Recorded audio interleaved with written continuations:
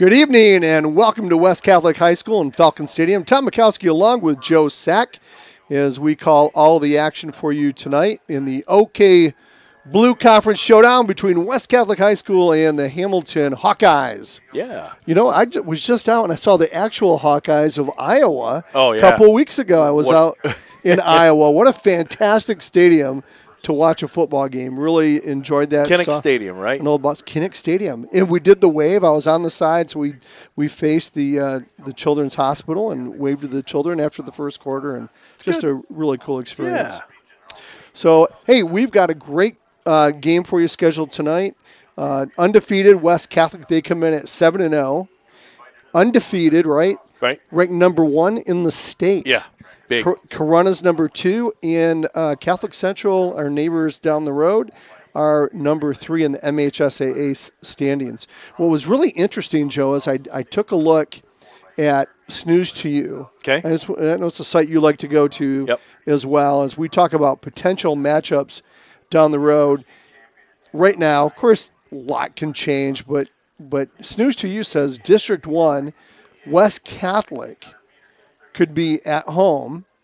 And then part of that would be, I think, Belding and Muskegon Oak Ridge. Oak Ridge, yeah. Would be a part of that as well, which would be interesting. It would. And I think it's Comstock. It would be Comstock Park was another one along with Belding. Was it Belding? Yeah, so Comstock Park, West Catholic against Comstock Park, then Belding against Muskegon Oak Ridge in that district. And then District 2 would be Grand Rapids Catholic Central against Dowagiac, and then South Haven against Berrien Springs, who we've faced in the past in the playoffs. So it'll be interesting if that happens, and I hope for sure that we're not in their same district as Catholic Central, not being the two of the top teams in the entire state, because you would have kind of a championship caliber game, and you'd hate to see that happen early on, rather than maybe in the regionals or the semis down the road. Yeah, and everybody knows there's this collision course right. that's taking place, and nobody wants it to happen too early. You know, they'd like to see it happen in a game 3 out of the playoffs. Now, we're all talking hypotheticals, right? All Snooze hypotheticals. to You is all hypothetical. Guy's got a lot of experience. He puts numbers together. He anticipates how the MHSAA will break out, the different districts and who will meet who, where, and when. And that would, if potentially they put Catholic Central into another district, it could result in a Game 3 playoff situation. Now, again, there's a lot of football to be played. West Catholic's got 2 more games tonight against Hamilton, next week against Fruitport, 2 home games. And then West Catholic does have enough points, and we will get into a full point structure. I did some research this week and took a look at everything, but I don't think West Catholic can lose a home field advantage for at least the two of the first games in the playoffs, which is huge. They have got an astounding number of playoff points, and that's based on really playing up. And West Catholic has not played a Division 5 opponent. They've played Division 3. They've played a lot of Division 4s. They played a Division 1 this year in Union High School. And each one of those wins equates, and there's a bonus structure to that, with the divisions that you play higher than you in the regular season that gets you those bonus points. And like I said, in a few minutes we'll get into what those playoff points really look like and what they look like against the rest of Division 5 and actually up through the divisions all the way to Division 1. It's pretty impressive for West. It really is. Well, and it's a rainy one again tonight, Tom. Not just a little rain, but it's rained all day here. What is going on? 2 games where footing could be an issue and ball handling could be an issue, and it's really, something that neither teams want to be out here, and certainly not the fans. No, I know. Yeah, I mean, this is a, push rewind, and repeat from last week against Allendale. And, on a homecoming night. Yeah, this is homecoming night here at West Catholic. Last week it was homecoming for Allendale, and I just felt so bad because both fan bases turned out in droves. They did. And this is going to be kind of the same night that we had last week. Those great dresses on the girls, and just standing out there with umbrellas doesn't do them justice, does it? No, it really doesn't. Well, talk about impressive though. West Catholic. Let's talk a little bit about last week against Allendale. Came into that game. Allendale only had one loss. It was against Spring Lake, who was ranked number 8 in Division 4. Correct. And they literally almost tied the game. At the very end of the game, they were just inches short of the goal line to tie the game and perhaps even win it with a 2-point conversion. Yeah, it's talk about being right there at the end. They were right there at the end. And unfortunately they lost that game, and they came into West at 5-1, or excuse me, 6-1, wasn't it? Yeah. Yeah, 6-1. Still, big battle. They had an opportunity to own a share of the OK Blue with a win over West, but it was not a game that anybody anticipated. West Catholic really dominant in all phases of the game last week. They really were. They controlled that line of scrimmage, Joe. I mean, 56-6 was your final outcome. And,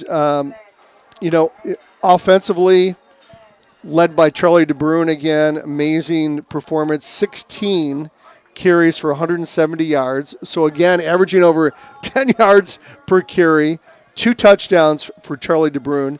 Actually, 9 people touched the ball and rushed the ball last year. So, talk about balance. Oh, and it wasn't just he got a handoff here, he got a pitch there. No, there was a bunch of guys that had multiple carries, 2, 3, 4. A couple of them. Dom Fisher got 1 carry and a touchdown, a 67-yarder. Good for Dom. Right. Yeah, Tony Fisher's son. And on that a had jet to be a sweep. dream on a jet sweep. Had to be a dream come true for him, watching all this and, under his dad's tutelage, obviously, here at West. That was a big, big deal for Dom. So overall, for West Catholic, 38 rushes for 416 yards. Right. 11 yards a carry. So, you figure you don't really have to. 416 yards in the rain with a running clock in the second half. I mean. Which means you don't have to pass the ball a whole lot. No. So we only went to the air 4 times. Alec Wickstrom threw it 4 times. Completed 2 of those passes. With those 2 passes were for 110 yards, and one of them was for a score. Still super efficient. Right. Absolutely. I mean, yeah, 2 completions, 110 yards. Hello. So you combine that with their rushing yards of 400 and over 400 yards, 532 yards of total offense for West Catholic, 12 yards per play, and no 0 turnovers in the rain. And in the rain, that's a big, big deal. Yeah, but what's impressive, right? I mean, every time if you average 12 yards a play, you can't lose. I don't think so. I mean, or it's impossible. It turns into a track meet otherwise, and it kind of was last week. I don't think we're going to see the heaviest rain like we saw last week, because it really poured all over the area. We've got, we've got light rain coming down right now, but everything's soaked. Yes, everything is soaked. It really is soaked. In fact, it was coming down harder as we came in tonight, Joe. And of course, teams are out here practicing, so those jerseys are going to be drenched by the time game time comes. Last week too, what was impressive with West is, and they've had other games like this where it's close in the first quarter, and it was 21-6 in the first quarter, so it was a pretty close game. Right. In fact, after West scored, Allendale came back and scored. Right. And you're like, wow, we could have a game here like we thought we would, but then, West put a couple touchdowns on, and you're like, 21-6 at the end of the first quarter. Let's see how this goes. And then it was 35 unanswered from that point. Yeah. So it just, I think, speaks to just the in-game, right? The in-game changes that Coach Landon Grove and Darren Smith do offensively and defensively for this team. Yeah, and the blocking schemes were tremendous. I mean, guys were getting through the line of scrimmage untouched, through the linebacking core, right, and into the secondary in the blink of an eye. It was that pronounced. The offensive line just did a tremendous job in freeing up that run. And the yards speak to it, obviously. Right. 10 yards per play. Holy moly.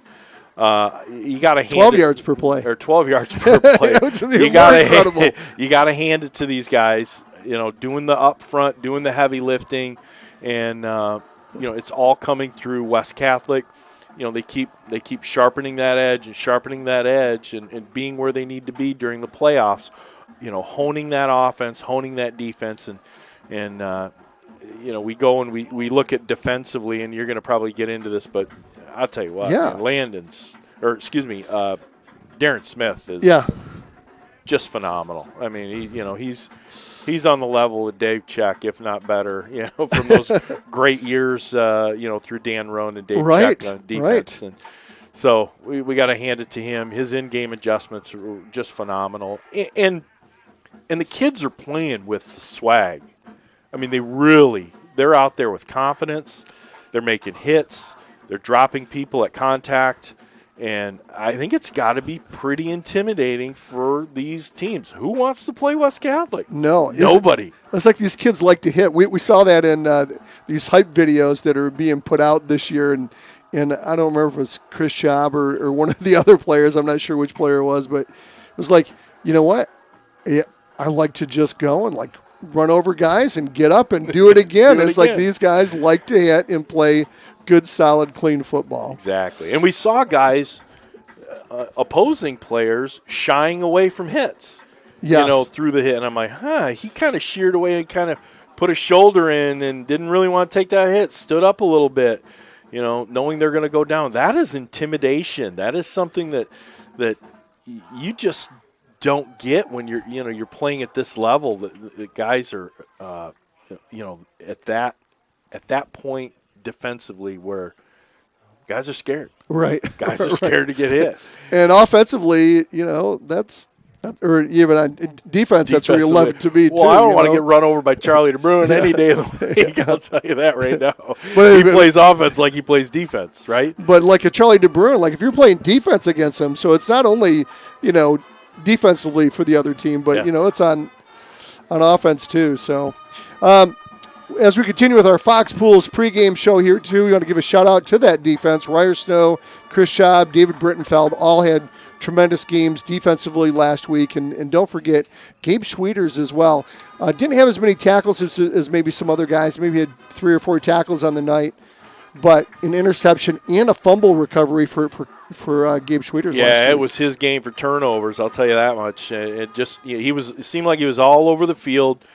These teams seemed to pick on one guy or another, right? And it was his week, and he came up strong and forcing a couple turnovers, that great interception and scooping up that fumble and turning the tables on Allendale, and West capitalized. Yeah, on both of them. And when haven't they really capitalized on turnovers? Trying to remember. Yeah, it's been all year, and they really forced Allendale into that passing game, Joe, because again that rushing defense for West Catholic. The last few games we've seen it, where one game it was only about 2 yards per rush. Last week 2.8 yards per rush, and so when you're making a team one-dimensional, that's when an interception and things like that can come into play. Yeah, it sure does. Hey, you want to thank some of our sponsors here? Obviously, Fox Pools, our pregame show, Fox Pools, located on Alpine Avenue between 7 and 8 Mile Roads. I know it's not pool weather. That's kind of done. Unless you got a hot tub. You got a hot tub. You can stop by there. They've got plenty to see there. But Fox Pools is West Michigan's best source for both in-ground and above-ground pools, and I'm going to say hot tubs now. Featuring a full-service showroom, chemicals, supplies, and accessories, and they offer annual closing and opening services as well as repairs, installations, and Fox Pools does it right. And by West End Body. Since 1965, West End Body has been serving Grand Rapids when those days happen. So if you need to get your car fixed up, visit West End Body. By Melissa Homewood and the Lash Group of eXp Realty. By Shaner Avenue Nursery. Duba Attorneys at Law. Moore & Sons Roofing. By Custom Caulking, they sponsor every touchdown West Catholic makes. Padgett Business Services, Frank's Market, and, of course, your Falcon Touchdown Club. One of the things that I want to talk about, too, we don't really talk about the freshman and JV team a whole lot. Yeah. But last night, West Catholic's JV team over Hamilton, 50-0. Just they're emulating their varsity counterparts, I guess. I mean, they've had an amazing year. They're 7-1 on the year, and get this, Joe, for a stat. Colin Abram. Oh, Colin Abram. I'm sorry. The youngest of the Abrams. Yes, Colin Abram. Thank you for that. Where the running game is in good hands. Go ahead. Yes. So Colin Abram's a freshman, and he's been splitting time between the freshman and the JV teams this year. And our statistician, Steve Grooms, told me tonight that he has over 2,000 yards rushing for the season and 36 touchdowns. He scored 6 touchdowns last night. So 2,075 yards and 36 total touchdowns, 34 rushing and 2 on returns. I mean, and he's a freshman. That's like Madden football. It is. It's not even real. And this is through 8 games. So 2,075. We mentioned him earlier in the season, I think maybe week 2, where he had a ridiculous in the 5-quarter play. So playing a full game as a freshman, you're eligible to come up with for 1 quarter in the upper levels. It could be varsity, it could be JV. Sure. But he had, it was close to 400 yards and 8 touchdowns in 5 quarters. I mean, so he's averaging over 250 yards a game, and according to Steve, it sounds like between both games, he's kind of been averaging about 4 quarters between the freshman and sophomore. So that's just it's phenomenal. So I wonder if in the playoffs, if Landon Grove's going to bring him up. I would think so. I would think maybe. Yeah, he's going to want him to get that experience because I'm sure, he'll be vying for a position on the varsity next year as a sophomore. Yeah. I would. That's great. That's great. The running game's in good hands. Yeah, well, it is for sure. Let's talk a little bit, Joe, about Hamilton. What do they bring to the table tonight? Who are the key guys we should be looking at for Hamilton? So Hamilton Hawkeyes come in. They're 4-3 overall and 2-3 in the OK Blue. They're a D4 team, and they've got an enrollment of 764. They started the season off fantastic. Okay, they had 3 wins in a row. Plainwell, a 47-6 win. St. John's, they got by a touchdown, 36-29 against St. John's. Then they played Fruitport in the first game of the OK Blue Conference, 44-20.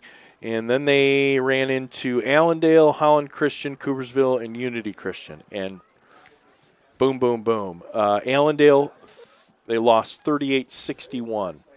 That was the great game by Tyler Sparks, where he had 7 touchdowns on the ground and another and was into the record books. Holland Christian, they did get a win. It was a tight one, 44-38, so they got their 4th win of the season. Then into Coopersville, and you know how Coopersville is. They're big and they're good. And 42-6 was a loss there. And then last week against Unity Christian, Unity put it to them 44-28. So that was one that I don't think a lot of people saw coming, the 44-28 loss. I think they expected a little bit more out of that game. So now, as a reward for all that, they come to West Catholic, and then they have Spring Lake. 2 really tough teams. They're coached by Phil Copes, and Phil's been coaching since 2019. He's a former Hamilton offensive lineman. He graduated like 2005 or something. He went on and played for Olivet and was a center for them for a number of years. He is 17-26 overall and 0-3 against West Catholic since they've been in the blue. Last year the team went 2-7, and we liked them. We talking about them last year. They were young. We knew they had potential. They had potential. They had a little bit of flair to them. Offense looked pretty neat. Last year was tough. West put it to them, but we could see some sparks, and they've got 4 wins on the season, and they're building on that. They've got some good players too, and they're averaging 35 points a game. Yeah, exactly. So they're getting it done on the offensive end. Correct. Their big runner is Ben Bame, number 24. He's a senior. He's a running back. He's 6 foot and 200 pounds. He looks bigger in pads. He's a big fella, and he's fast. Last year, in the track season, he also runs track. He's a sprinter. The Holland Sentinel named him 2023 Spring Track Athlete of the Year. So this guy's something else. He's been MLive Player of the Week candidate, I think, 3 times this year. Okay. So he's put together games versus Allendale. He had 24 carries for 219 yards and 3 touchdowns. We're gonna hear his name all night. Holland Christian, 18 carries, 261 yards and 3 touchdowns. And then against Fruitport, 14 carries, 145 yards and 5 TDs. I mean, this guy does work out on the field. He's physical, he's fast, and he's a redhead. So he has no pain level, as far as I'm concerned. That's yeah. That might be a Snopes thing. I don't know. I was going to say. Let's do some fact checking on that. Right. Anyways, quarterbacking this year, Justin McElwain, number 7, senior, fought for the spot, earned it. He's been really good this year. Lincoln Phillips, another running back, and Keaton Haverdink. We're gonna hear his name quite a bit.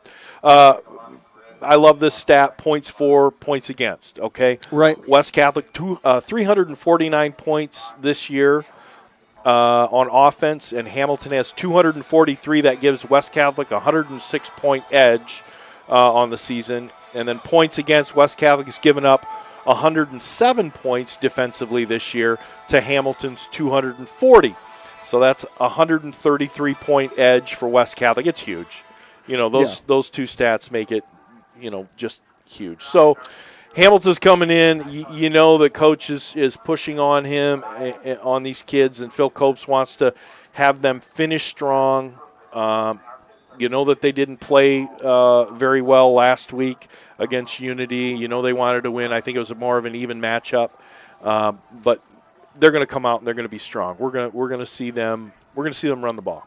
Yeah. Yeah, well, we're going to see both teams run the ball. Right. Right. I mean, especially after West Catholic's dominance last week. We've got a wet surface, wet uniforms, and the like on a cold, damp night. So we're going to see that running game again for West Catholic, and why not? It worked out well. It was amazing to me is that West Catholic came in last week averaging 48.9 points per game, almost 49 points a game. Yeah. Now they average almost 50 points a game. After putting up 56 on Allendale. Yeah, we see West Catholic running out right now, flags in hand, and team has entered the stadium. And I want to take a look at these playoff points that we talked about before. Sure. West Catholic in Division 5 has 66.741 points in Division 5. Corunna is number 2, and they have 60.714. Catholic Central is third at 59.429. The next highest would be Pontiac Notre Dame Prep, 56. Okay, so 10 you're going 4 positions, but you're over 10 points difference. Okay, that shows you your strength of schedule. Frankenmuth is at 53, and that's your top 5. Now, if you take that and you look at those numbers against all divisions, which I tipped on this. Was it a week ago or 2 weeks ago? Yeah, you did last week, So if West Catholic was inserted in Division 4, Pawpaw's number 1 in Division 4 at 59.095 points. Division 4, they would be in the lead again at their level. In Division 3, West Catholic would be number 3 in the state behind Forest Hills Central, just behind them. Walled Lake Western is the number 1 team in Division 3. In Division 2, Allen Park is leading. They're the leader for points, 69.857. West Catholic would be, again, number 3 in Division 2, all right, behind Grosse Pointe South. And go all the way up to Division 1, the big boys, right? Small college teams, right? Your Rockfords of the world. Exactly, the Rockfords of the world, Saline, Clarkston, those guys. Saline is number 1 at 77.464. If West Catholic was in Division 1, they would be tied for 10th right now with Westland John Glenn. So you want to talk about strength of schedule and how much it applies to when you're looking at the playoffs. West Catholic is off the charts here, okay? This is just phenomenal. These boys have responded to this move back to D5, right? D6 last year. Right. They're back up. And so, and by playoff points, West Catholic, number 10 in the state overall. Next closest D5 team is Corunna, all the way down at 29. Then you go all the way down to 36 is Grand Rapids Catholic Central. The next closest D5 team is Pontiac Notre Dame Prep at 56, and then all the way down to Frankenmuth at 75. That's how tough West Catholic's schedule has been and how much the playoff points mean to get home field advantage. Yeah.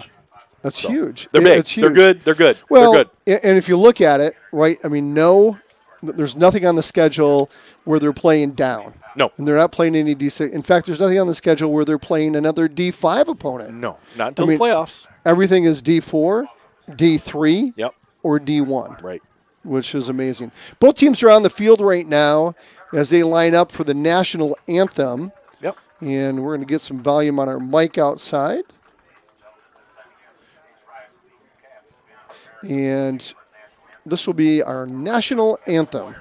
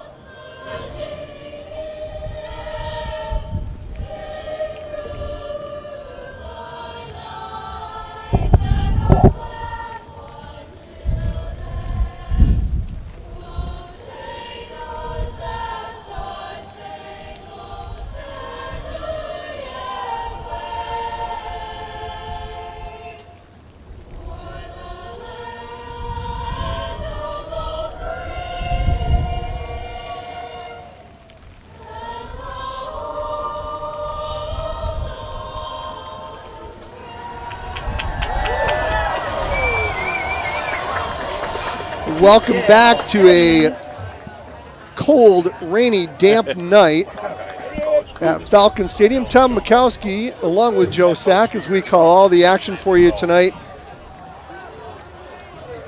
And what we know will be a sloppy game. Sloppy game indeed, yeah. And I'm sure there's going to be some turnovers as the rain is coming down now. So we thought maybe the rain would let up a little bit. It had let up, but now it's coming back down. So it's a cold, rainy night here, probably about 45 degrees. And thanks for joining us for the Fox Pools pregame show as both teams take the field. Yeah, we take a look, and Landon Smith is coming out. West Catholic won the toss, elected to defer. So West Catholic will be kicking off to Hamilton to start the game out. And again, we're a home broadcast, so you'll be able to see the game now. So this weekend, next week. Yeah, this weekend, next week. So as you can see, West Catholic's in their green uniforms with their white helmets. That white down the side of their jersey pants, a white stripe there. And Hamilton is in their white jerseys, black pants, of course their Hawkeye helmets. And here goes the kick from Landon Smith. Short end over end kick. We'll hit at the 24 and take a West Catholic bounce. Hamilton will get there at the 20. Going over the far side of the field and then cutting it back in is number 4, Keaton Haverdink. So that's where Hamilton will get started. Ball will be placed at the 27-yard line, 1st and 10 for the Hawkeyes. Well, Haverdink took off. It was a little bit of a hard ball to handle. Picked it up around, I'm going to say about the 16-yard line, Tom, and he headed for the opposite side of the field about as quickly as he could.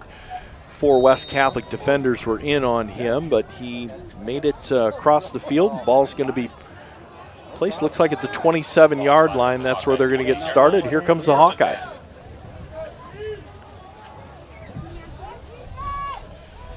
Here goes McElwain. He'll go under center. Ben Boehm behind him. Boehm gets the ball up the middle and nowhere going. Nice job by West Catholic defense. No gain on the play.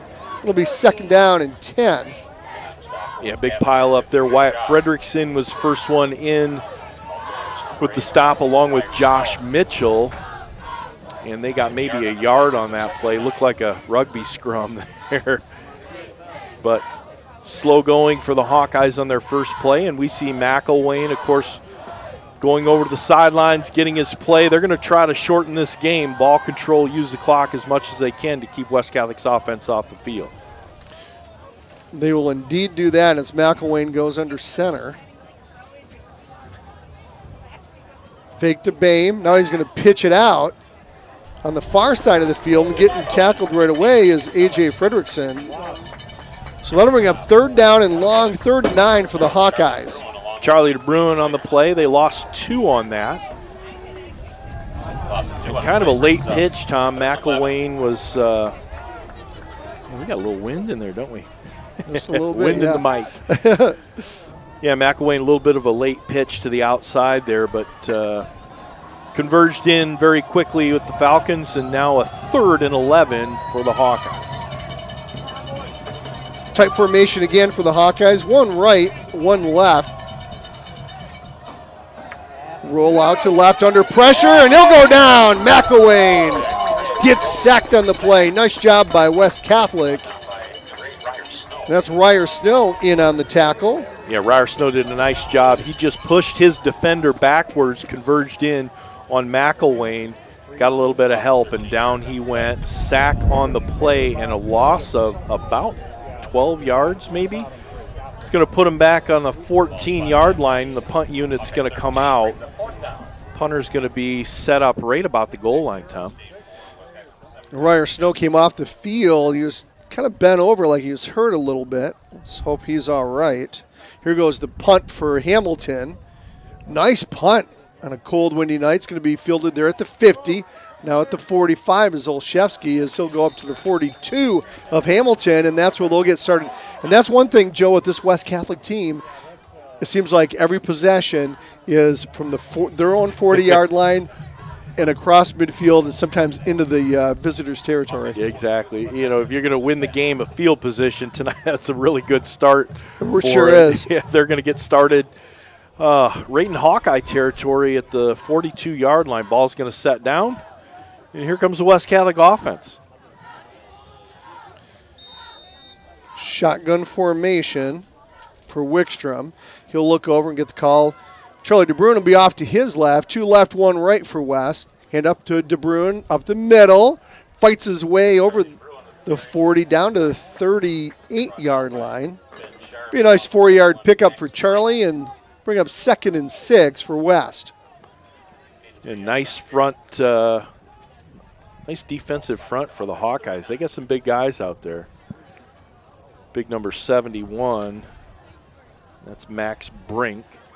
34 defense for Hamilton. A lot of guys in the box, Joe. Here goes Wickstrom. He's rolling right, going deep. He's got Ryer Snow out there and in and out of his hands. And there's where that wet ball comes in handy. Or not comes in handy. It's an obstacle, I should say, with the wet ball. Had a hard time catching it there. And pretty good coverage by Hamilton, number 2, London Cooper. And yeah, he was right in on it. You know what? And I beg your pardon, that wasn't number 8. That was number 0, Charlie DeBruin, in and out of his hands. It looked like he was looking for Cole Bauer to come across the middle, but he ran back into some coverage. Wickstrom with a hard count, trying to get Hamilton to jump off sides. Good discipline by Hamilton. Here goes jet sweep. Nope, going to be a fake. Going to be a pitch out on the left side. A lot of dancing out there, nowhere going. I think is that Carter Perry out there. Yeah, it'll be at the 39-yard line. So that brings up 4th down. Now, this will be interesting. Your defense has been playing so strong, Joe. Do you go for it? 4th and long here, 4th and 8. Or do you just kick it and just let your defense take over and try to pin Hamilton back? I don't think so. I think it's 4th and 8, and you want to make a statement. Oh, we've got a personal foul against the Hawkeyes, so that takes care of that. Well, you don't have to make a decision. Yeah. Okay. So they're going to march this all the way down the 25-yard line on a spot foul at the 40. Boy, there'll be nothing that will frustrate Coach Phil Coops any more than giving up that on a 4th down play. Right. Here goes Wickstrom. Hands it off to Charlie DeBrun. He's at the 25. Breaks a couple tackles. I'm sorry, that's number 22. That's Mike Murphy. That's Mike Murphy in the game now. Boy, you turn your head for a moment, Joe, and look what they do. They well, put Mike again, Murphy in there. We are looking for an optometrist as a sponsor for Tom. That'll be really helpful. We've been asking for years. We have. Nobody stepped up. Yeah, no. Murphy stays in there. He's off to the left of Wickstrom. Gets the ball again up the middle, breaking a couple tackles inside the 15, down to the 13. Nice hard run by Mike Murphy, and that's a West Catholic first down. This is really nice to see Mike Murphy getting some early carries. He's usually in mid-game. He's goal line guy, right? Right. And nice to see him doing, some of the early work that, Charlie's done. But Charlie's back in the game now, and 1st and 10 for the Falcons. They'll go I formation directly behind Wickstrom. He'll take the handoff. He's at the 15, the 10. Takes 2 guys forward into the 8. Boy, you can't tackle him up high. He'll drag you. No, and he went right into that pile. We would see in a little better footing situation. Yeah. I think we would have seen him pop here out to the near sideline and try to take that in, but I don't think the footing's all great out there right now. Here goes the handoff again to DeBrun. He's at the 10, the 5, touchdown West! Charlie DeBrun. Touchdown run. Like about a 9-yard run, Tom. Charlie DeBrun with the first custom caulking touchdown of the game. And that was, he went in essentially untouched until he got to the goal line. Yeah, so he got tackled in the goal line. Yeah, great job by the right side of the line there and in the receivers, keeping those guys at bay. Now here comes Landon Smith for the extra point. The snap, the hold, and the kick is up and good. And West Catholic's on the board with 7. How easy was that? Well, easy button when they give you 15 yards on what would have been a 4th down punt for West. Would have been a 4th and 8, exactly. So, hey, since 1965, West End Body's been serving Grand Rapids when those days happen, and you know that they do happen. So if you've had a mishap with your vehicle, call West End Body, get everything fixed up. Working with all insurance companies, West End Body's your single source for collision repair. West End Body, located at 1693 Leonard Northwest, and they sponsor our halftime show. And Duba & Duba Attorneys at Law, with law offices inside the Amway Grand Plaza Hotel. The Dubas specialize in business transactions, mergers and acquisitions, real estate and estate planning. A true West Catholic family of students, coaches, boosters, and volunteers. Let Duba & Duba Attorneys at Law help with all your legal needs. Here comes West Catholic. Landon Smith lines it up. He's going to do his second kickoff of the night, and it's another short one. And this one goes to Haverdink again. Again, he goes towards the middle of the field, loses his footing at about the 25, slides to the 27, and that's where the Hawkeyes are going to get started with their second offensive set. Really important for them with this possession to establish some type of offense, right? And like you said, your offense is your best defense too, because it keeps that West Catholic, that highly potent West Catholic offense that averages 50 points a game off the field. Guys, go out there and get me 3-4 yards at a crack, and we'll be just fine. Right? Yeah. And they got the line to do it. They've got some big fellas up front. So this time Hamilton will go shotgun formation. Hard count. Hand off to Ben Boehm and fumble. No, passed. I'm sorry. It was a fake to him. They tried to pass and it got knocked down. So incomplete. And that was Ryer Snow. He was right up in McElwain's face, did a little bit of a jump, and he took it right in the chest. He could have almost caught that if he wasn't 6 feet away from him. Ryer Snow making a statement already early on here defensively. He's already been in on a sack, and now here the takeaway. Nice job by Ryer Snow. Here comes McElwain again. He'll have Boehm off to his left. 6 foot, 200-pound senior running back. Now fumble, ball's on the ground, and nice job by McElwain just to cover it up. and keep possession.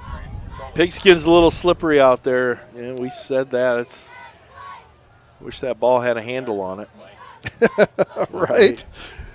So that doesn't help their offense at all. Now we've got a third, and it looks like 13. Murphy and Snow will come off. They'll take a break defensively as West Catholic kind of goes in the nickel formation, Joe. More defensive backs out there. Assuming they're going to pass, and they do. McElwain's back. He's getting pressured. Now he passes it short. He got hit as he got rid of it, Joe. Yep. Josh Mitchell and Ethan Stoner in on the hit, and McElwain, he got rid of it just as he was being hit, fell short. So again, Hamilton on a 3-and-out, and almost no positive yards there. Yeah, how about those guys, Mitchell and Stoner? Mm-hmm. I mean, just getting it done every week from their defensive end positions. Here goes a punt for Hamilton. That's Ben Boehm again. He does it all. Another nice huge kick. Wow. Boy, what airtime on that. It'll be fair caught by West at the 42. That's Connor Olszewski with the fair catch. That's a good hang time. We haven't seen a punt like that at all this year. No. Oh, we just had a correction here. Number 12, Grant Petroli, is the quarterback now for Hamilton. And he's the junior signal caller. Yeah, and so it's not McElwain. I guess we'll get more on that later, but two right. Petroli. Yeah, one left for West. Handoff. Huge hole on the right side. The 45, the 50 goes to Brune. He's up to the 35, down to the 31 before he gets tackled from behind by Hamilton. Great run by Charlie DeBrune. He got into a bunch of guys there, was trying to get in and out of it. Kind of looked like a bunch of them were running for an airplane or something. They were late for their gate. In case you're just joining us, 7-0 West. 5:51 left here in the first quarter. Shotgun formation again, handoff to DeBrune on the right side. He's at the 30, 25, stiff arms the guy, going down the sidelines. To 15-10, I think he stepped out of bounds. He sure did.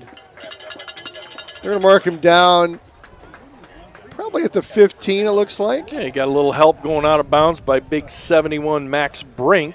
Another first down. Holy cow, Joe. I mean, talk about some big holes that the offensive line, that right side of the offensive line is creating. That's Jacob Timmer, big Jacob Timmer at right tackle, and Wyatt Fredrickson at the end. Here goes a handoff again over the right side. This time Hamilton said, you know what?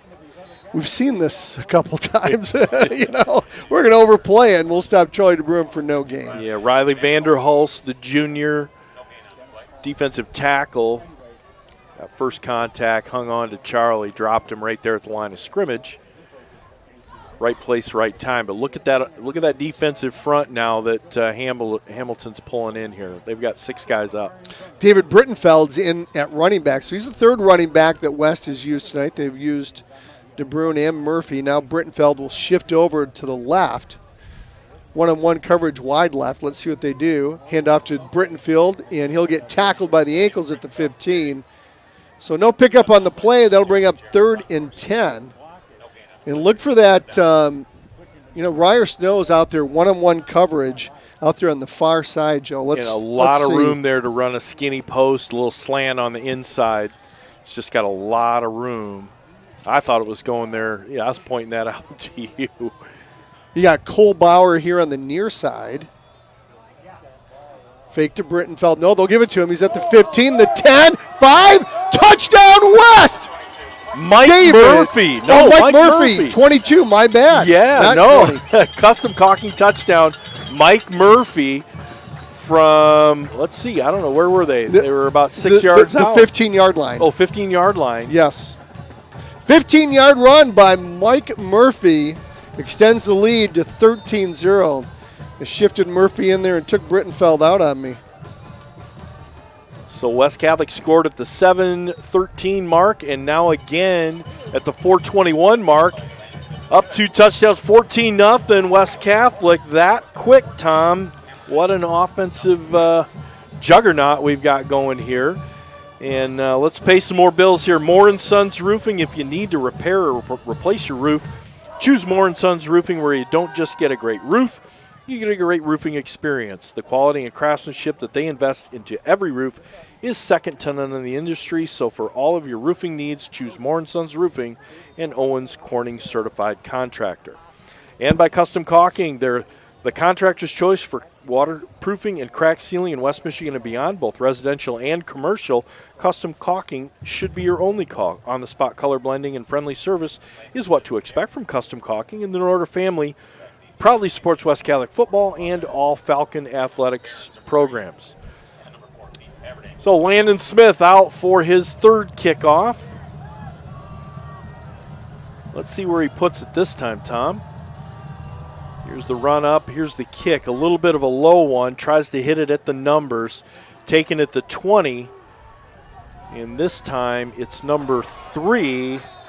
And that's Cyrus Behrens. And Cyrus Behrens loses his footing. And we got a flag on the play at the 18-yard line. Let's see what this is all about. So reversing the field, it seems like, is what Hamilton's doing on their kickoffs. Trying to get some blocks away from where the kick is, and they're going to wave that flag off. Boy, we take a look in this. This rain's coming down really steady right now. Not quite a downpour, but it's not sprinkling out, that's for sure. Hey, if you're out there watching, give us a text. 616-262-9270. Yeah. 616-262-9270. Let us know you're listening. It's a rainy night. We understand if you're not here. Right. Here goes a quick pitch over the left or right side to number 15. That's Lincoln Phillips. He'll stretch it out on the far side of the field, get tackled for a loss. Nice job by West. That'll bring up 2nd and 12 for the Hamilton Hawkeyes. Yeah, real tough, a pitch to the outside, but West Catholic's defense, very nice, following the line of scrimmage right down. He never got closer than 3 yards to the line of scrimmage. It's going to bring up a 2nd and 13 now. So I don't know if they've had any positive plays really here. No, not many. Maybe a couple, but negated by the negative ones. That's a double negative. Grant Petroli's in there at quarterback. He'll hand it up over the left side to Ben Boehm. No pickup on the play.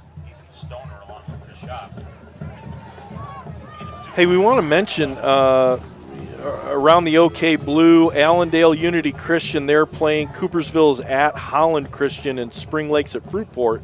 But we take a look, our crosstown friends, rivals, whatever you want to call them, Catholic Central at 6-1. Huge game tonight against South Christian. Danny Brown's team. Exactly. Both 6-1 teams, both state champions last year. And Catholic beat Forest Hills Eastern last week. And Christian beat Thornapple Kellogg. 3rd and 11. Back in the pocket throw. Almost intercepted by West. Tried to go over the middle to Keaton Haverdank, and West Catholic almost picked it off. Man, Nolan Reinhardt out there, and it hit him in the chest and then up in the arm. He tried to keep it up, but was unable to. But that forces, again, another punt in familiar territory. It seems like Ben Boehm has been setting up pretty much in the same spot to kick this. Let's see how he does this time. Last 2 punts have been phenomenal. He'll have his heels on the 8-yard line. Comes the snap. Good snap. Here comes the kick. Another high kick.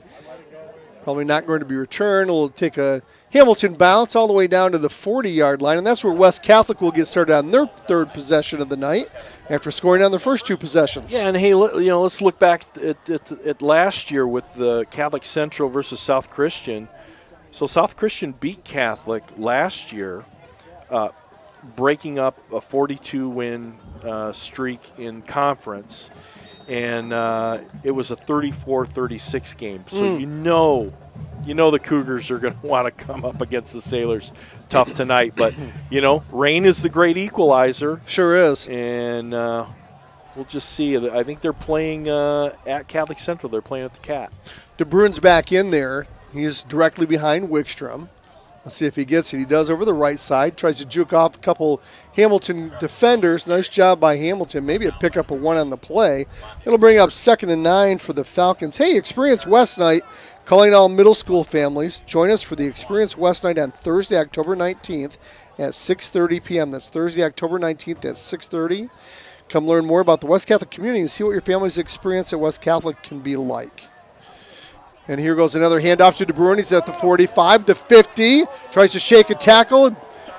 Takes one at the 40 in down to the 37. Goes Charlie DeBruyn. Nice hard run as they get into Hamilton territory. Yeah, good tackle there. Brooks Hawkins was in on that along with Riley Vanderhulst. They finally brought him down, but not it was a gain of about, 20, I'm going to say about 22 yards on the play.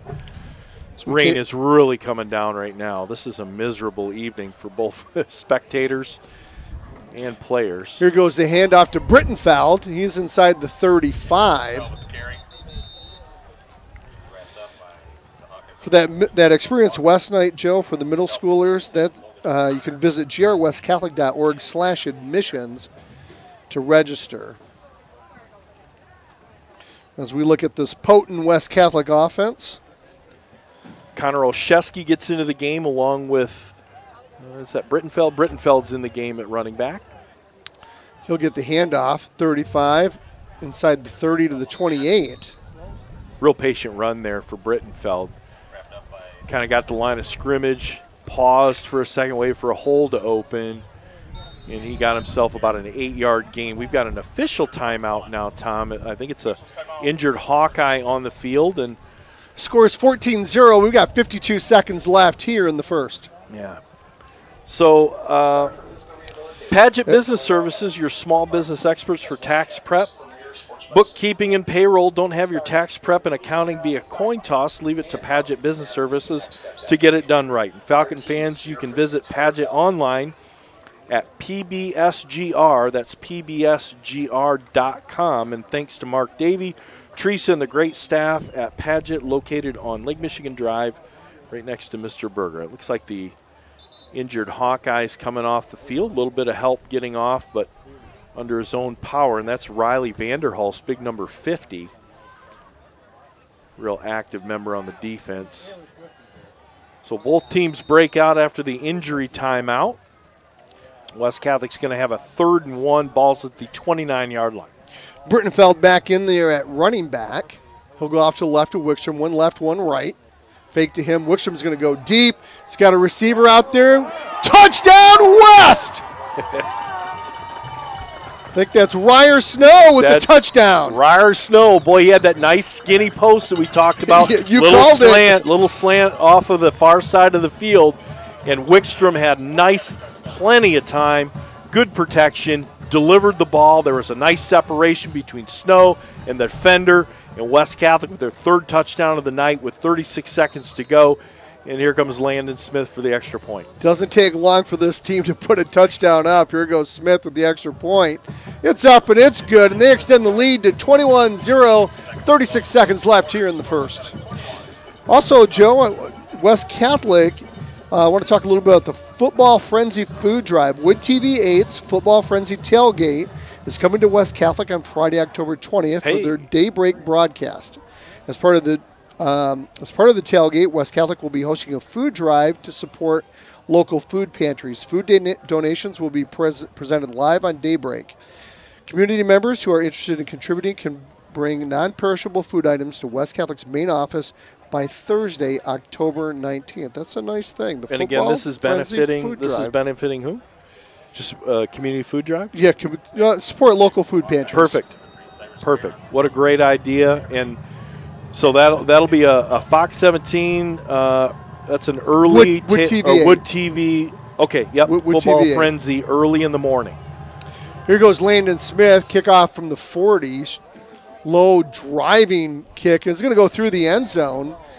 Hamilton let it go. It looked like it might bounce out of bounds, but it stayed in, and went out of bounds, and so Hamilton will get the ball at the 25. Boy, has he been a great addition to the team, Landon Smith here. You know, soccer player.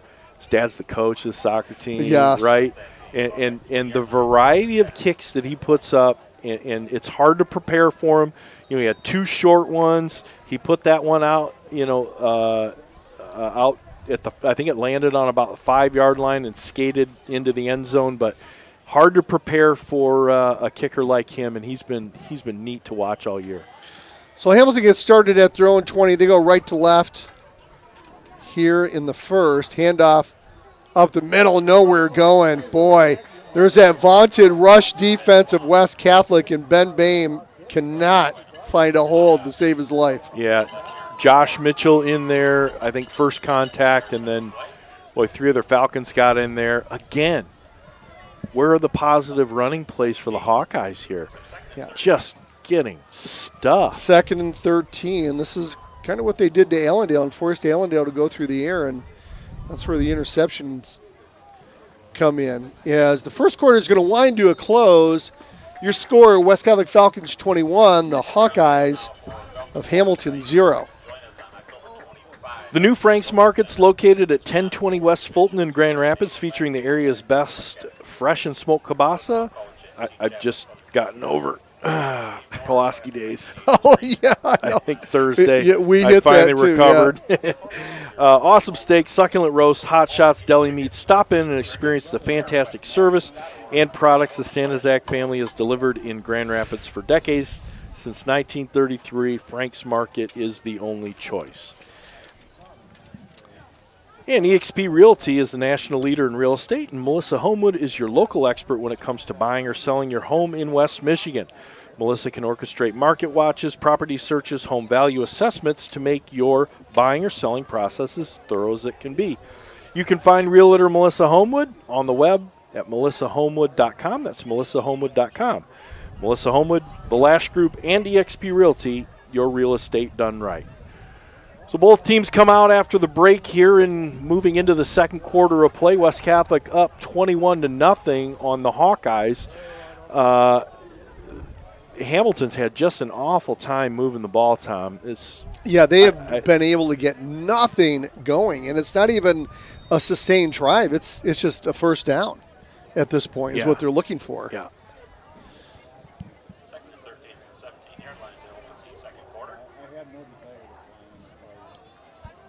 So here comes Petroli. Petroli would hand it off on a jet sweep, trying to turn the corner, and nowhere going. That's Haberdank. And no pickup on maybe a pickup of 2 on the play. 3rd down and 11 for Hamilton. And even when they try to stretch the defense, not working. No. Not working. So you just wonder when they're going to spend more time going to the air. But I don't know if that's Petroli's strength or not. The junior quarterback seeing some action tonight.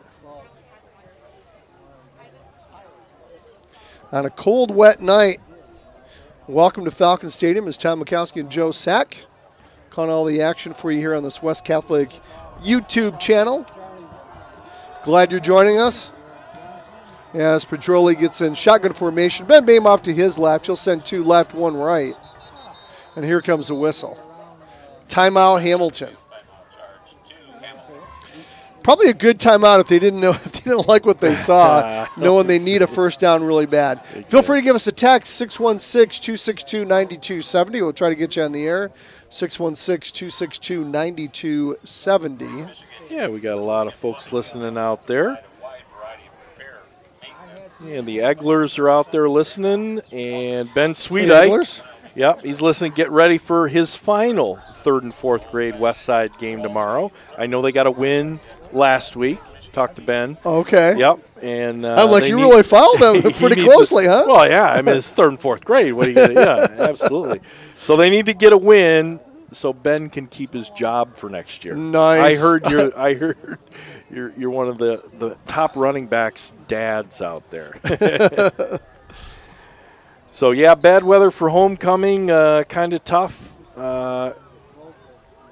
Good to hear from you guys. Ostos, how's everything down in Florida? hot and humid, I imagine. So Hamilton gets in the huddle again, 616-262-9270 if you want to give us a shout-out. Give a shout-out to Pete Bretz listening in Maine. 2 left, 1 right. Petroli, he's going to pass the ball, get it out to Bayman in some open space. He'll break his first tackle, but nice job by West Catholic. Pickup of only 1. It's going to be 4th down, Joe. Boy, tough sledding out there for Hamilton. You know, I'm going to be real interested to see what the stats look like for them. It's not going to be much there. There's not going to be much there. And, you know, you're doing the right thing. You've got your best athlete. Yep. Get him out in space. You know, running Ben Bame up the middle is not working like it has with many other teams this year. But West Catholic has done a great job with the scout team there. And Darren Smith has put together a tremendous game plan and nothing going for Hamilton. So Connor Olszewski's going to be back at about high snap, which leads to a short kick. Going to hit on the 46 and take a West Catholic bounce and only go to the 49-yard line. So West Catholic's going to have it just inside Hamilton's territory.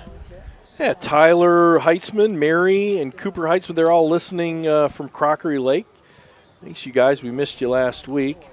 And a Hawkeye fan is watching. Watching his son as he just had surgery and didn't want to be shivering in the cold. Not bad. A good idea. Yep. Pull for your Hawkeyes. I think they need it here tonight. It's kind of tough. 2 right, 1 left for West as the handoff goes up the middle. Charlie DeBrune, he's at the 45, 40, down to the 35. 15-yard pickup. First down, West. Raj Sareki, he's listening, does every week. Having a good time. Rose Arbanis. Here goes a handoff up the middle this time. And Charlie DeBrune will dance his way down to the 30. I was just about ready to say Dakota Myron over the left side. Yeah. Boy, that last play, what a huge hole he created for Charlie DeBrune with that 15-yard pickup run. 2nd down and 5 for West. So go right to left in your radio dial here as Brittenfeld will go in I formation behind Wickstrom. Brittenfeld gets it. He tries to stretch out the defense. Is he going to turn the corner? He does as he gets tripped up and it goes out of bounds. Going to be a first down, though, perhaps? Let's see. Yeah, it looks like we've got a flag on the field there, Tom. Might be in the area of holding. I have to take a look. Boy, it is coming down. If you guys can see that on the TV or on your screen, their computer screen, it is coming down in buckets. Oh, I love it. Nana and Uncle T, they're watching. There's a picture. There's Nana. I love it. Oh, that's awesome. I love it. Yeah, send us a pic with your text. We'd love to see that. Craig Colson, he's watching. Oh, he's babysitting his 11-month-old future Falcon named Palmer. Love that. 616-262-9270. Send us a pic with your text. Show us how you're watching the broadcast tonight as you're supporting your Falcons. 2 left, 1 right. On the far right is Cole Bauer. Oh, and thank you for the information. Grant Petroli is in because McElwain is out with an injury. So we hope he gets well soon. Thank you for that. Near side here is Carter Perry along with Ryer Snow as Stoner goes slot right. Brittenfeld will get it. He'll go up the middle. Huge hole. He's at the 30, the 25. 20 gets a nice block out there. He's at the 10-5. Touchdown West. David Brittenfeld from 43 yards out. That was Charlie. Tom. Run up the sideline, Charlie DeBruin. We really got to get you into the eye doctor. That was, gosh, Brittenfeld 20-0. Oh my God. Great run. 43 yards, I think. Yes. 43 yards on that play. Yes. Custom caulking touchdown for Charlie DeBruin. Here's Landon Smith. The snap, the hold, the kick is up, and it's good. You know, as soon as I look at the scoreboard, they're rushing people in and out. So my apologies. No, that's Charlie DeBruin, 43-yard touchdown run. Yeah, Casbrooks are listening. Mom and Dad wishing Caitlin a happy Sweet 16 today. She's down on the field with the other cheerleaders. There she is. That's awesome. Thanks for listening, you guys. Yeah, scoreboard's too small, and there's nothing we can do about it. Very sorry. We've been working on it. Oh, West Catholic administrators are very well aware of it, have tried to work with Huddle to get that fixed, and apparently just has not happened yet. So we'll try to call out the score as much as we can so you know what it is. So it's 28-0 West Catholic over Hamilton. So we'll keep trying to say the score as much as we can. There we go. I like that. Andy and Lisa Sack, I know that room very well. Lisa's got a blanket over her, so they're listening. Thanks, you guys. Mike Swierba, class of 64, and his 3 daughters, Kelly, Becky, and Lindsay, also West Catholic graduates, of course. They're saying go West. Here comes Appreciate that. The kick. It'll go out of the bounds inside the 20. Don Gregory is up in Cadillac with his brother. He's a good friend of mine. Oh, all right. Yep. Married one of the Pelaga girls, Sandy. And thanks, Don. Appreciate everything you do. Not only listening, but otherwise. Oh, we got the Perez's. We got Perez's kind of putting it up on the big screen. So they're using the, what is that called? The casting, how you take it from your phone or computer? You just got log a smart it TV. Well, yeah, that's true. You got a smart TV. You can do that too. Technology. That's true. You could use your smart TV, right? Downer girls are watching from Comstock Park. Yeah, hey, you guys. Class of 75, class of 77, class of 79. Good to have look you at that guys fireplace the Perez family has in that. Rockford. Beautiful. That's a real fire in there with wood and everything. Is. Here goes a handoff to Ben Boehm. He's going to get tackled right at the line of scrimmage again. 2nd and 10. Nice job by West. It's number 11 in there, Aaron Record. Aaron Record and Mike Murphy in. Helping on that one. 8:58 to go here in the second quarter. West Catholic 28 and Hamilton 0. Hamilton's having an awful time moving the ball. It's amazing, like Record getting in on that tackle too. From he's way stretched out side his defensive back position, but getting in there in a hurry. Yeah, Coach Landon Grove's grandma, she's listening out there. Says keep it going, team. Darn right. Probably up in Gladwin, right, Grandma? Is that right? Shotgun as Boehm goes to the right. It'll be short hop there, incomplete.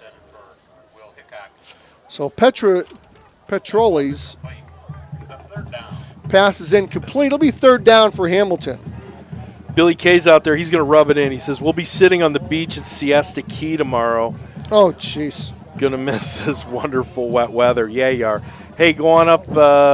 What's that good barbecue place up there in Anna Maria? Smoky Bones, I think. Is it Smoky Bones? Yeah, go get yourself some barbecue. Bones. 3rd and 10 for the Hawkeyes. No, go to the Starfish Company. Go get yourself some good seafood. Here comes Petroli. He's going to have a balanced attack. 2 left, 2 right. Steps up in the pocket. He's got a receiver there, and just out of his outstretched arms falls incomplete. So he's looking for Austin Vanderkamp, the senior wide receiver. So it'll bring up a 4th down for the Hawkeyes. And again, not much going offensively for Hamilton. Just tough, man. The West Catholic's defensive front has been just outstanding. The penetration, we've seen some blitzes now. They're mixing it up a little bit now that they've got some control, and I think they're trying some things out here as they get into the playoffs. Why not? Sure. But Hamilton, for all that size and all that talent, and Ben Boehm, I mean, really, the highlight has been his phenomenal punting. Right. I mean, he's at the 22. Here comes the kick. Oh, getting rushed. Almost got blocked. Another short kick, going to hit at the 33, and take a Hamilton bounce inside the 25 down to the 22, and that's where West Catholic will get it. They lead 28-0 here in the second quarter. 8:10 left in the second. Yeah, Russ and Ann Peters, they're listening from over at their place, Plainfield area. Bob and Marty Wildman, hey, you guys, good to hear from you. Coach Steve Abid, he's going to be up with us next week where West Catholic will be celebrating the 1982 team, and Steve was a coach there. He's joining us. He's the auction winner. It'll be great to have him up. Lots of stories, a lot of fun. We're looking forward to it. Here goes the handoff. Charlie DeBrune, 25 up to the 30 to the 32. That we know that wasn't David Brittenfeld. That was Charlie DeBrune there. So nice pickup on the play of about 8 for Charlie. They'll bring up second down and short for the Falcons. Carter Perry. He's been kind of quiet this game. Let's see what they get him in the action. Is Ryder Snow's wide right with Perry. Stoner will shift left. Hand up to Brittenfeld. And know where we're going. Murphy. Okay, 22. You want me to do color? You can do color tonight. I'll do the play-by-play. You can. I'll be you, and you can be Andy. There we go. That sounds great. Jerry Wasorick, she's out listening. She says, "Great to hear from you guys. Look for the Westward in your mailboxes. Her last hurrah as a writer. Nice articles on the West trip and the history." Murphy gets it again. He breaks the tackle. The 32. He's at the 40. He's at 50. He's got one guy to beat on the far side of the field. 20-10. Touchdown West. Mike Murphy, 68 yards. 68 yards for Murphy. Oh, baby. Did he find another gear? He sure did. And he had a couple of would-be tacklers bunched in with a couple of blockers for West, but shifted his field, headed right towards the goalpost. And Mike Murphy with a huge 68-yard touchdown. Another custom caulking touchdown tonight. And again, not much time off the clock between scorers when West touches the ball. So they'll extend the lead 35-0 with the 7:01 mark. We got 7 minutes to play until halftime. Yeah. This offense is amazing. Explosive. This offense averages 50 points a game. Tim and Lori and Pellizzeri, they're listening. Hey, thanks, you guys. Hey, nice TV. That's a big TV. They sent a picture. Oh, that is nice. That's a monster. Good to hear from you Our guys. Smart TV's nice. Yeah. Oh, love it. Oh, Aiden Taylor is Lori's family member. And that's great. We had a lot of fun, Tim and Lori, and played some cards over the years. Mary Beth Vachon, my sister, she's got the dogs laying at her feet, and she's watching. Steve and Joni Norder, they're out there. Man, this is what you get when you get a rainstorm.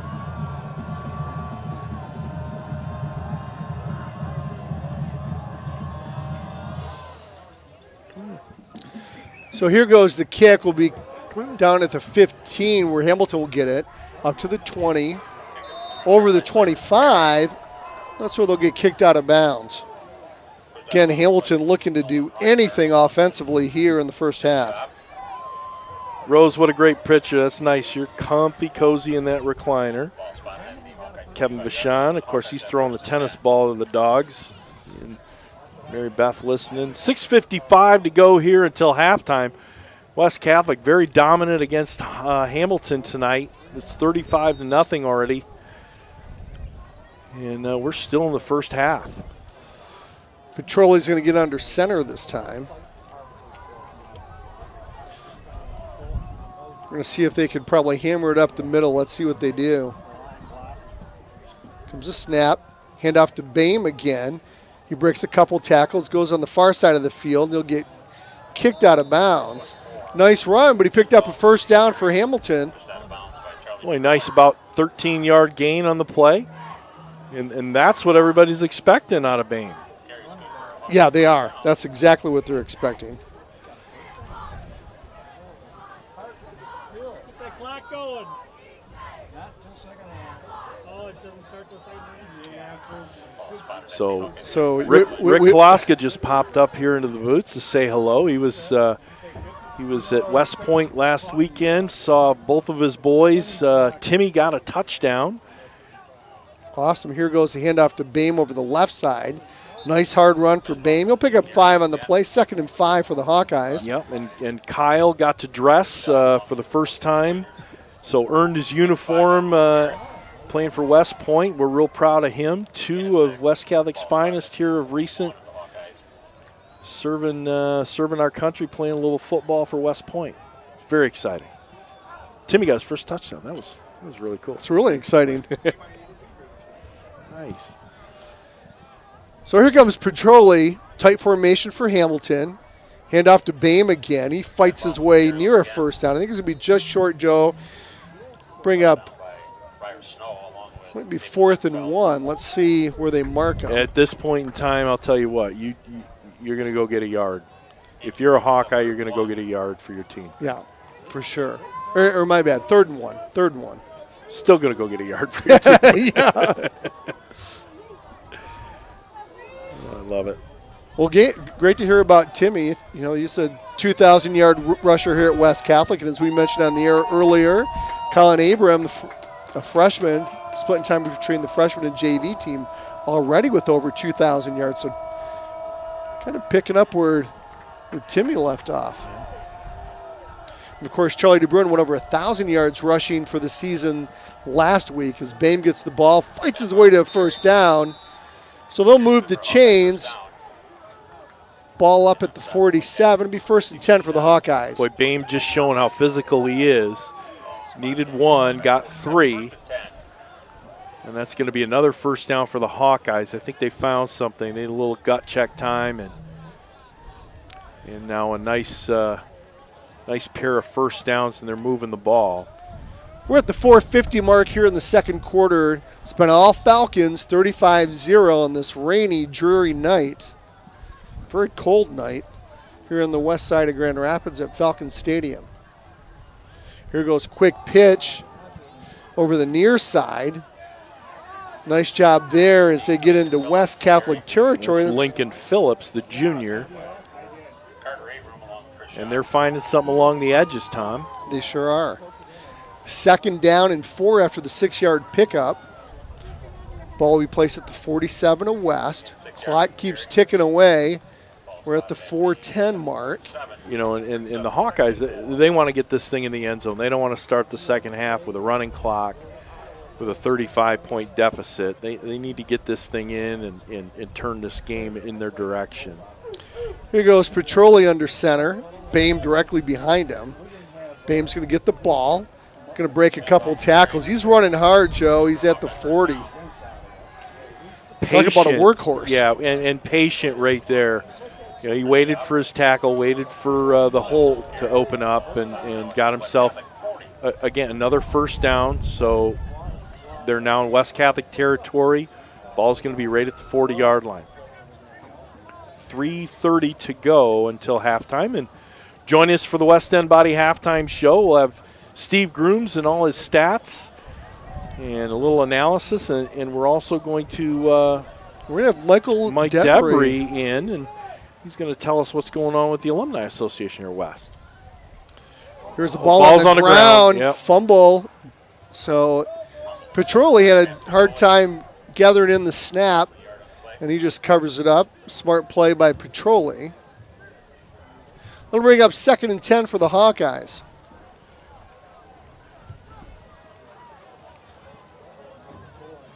The rain is still coming down. Oh, man. It hasn't stopped. It really is. Monsignor Lou Stasker, he's watching at home. Oh, great. I don't blame you. Nobody wants to be out in this cold there, Monsignor Lou. 1 left for Hamilton. 2 tight end slot with Bame right back. Here comes the pass by Petroli. He's got a receiver out there and just short. It was a fall incomplete. Yeah, Lincoln Phillips was the intended receiver. He was open. That ball was just underthrown. You know, you get a cold hand on that ball, and it's hard to deliver. And there's your proof. But, you know, a nice play and well executed outside of that ball. They need a slower receiver. They need what I usually say. Yeah, that would have helped. Yeah. Chris and Sally Ogdell, they're listening out there. They've got the TV on. They got babies that they're watching.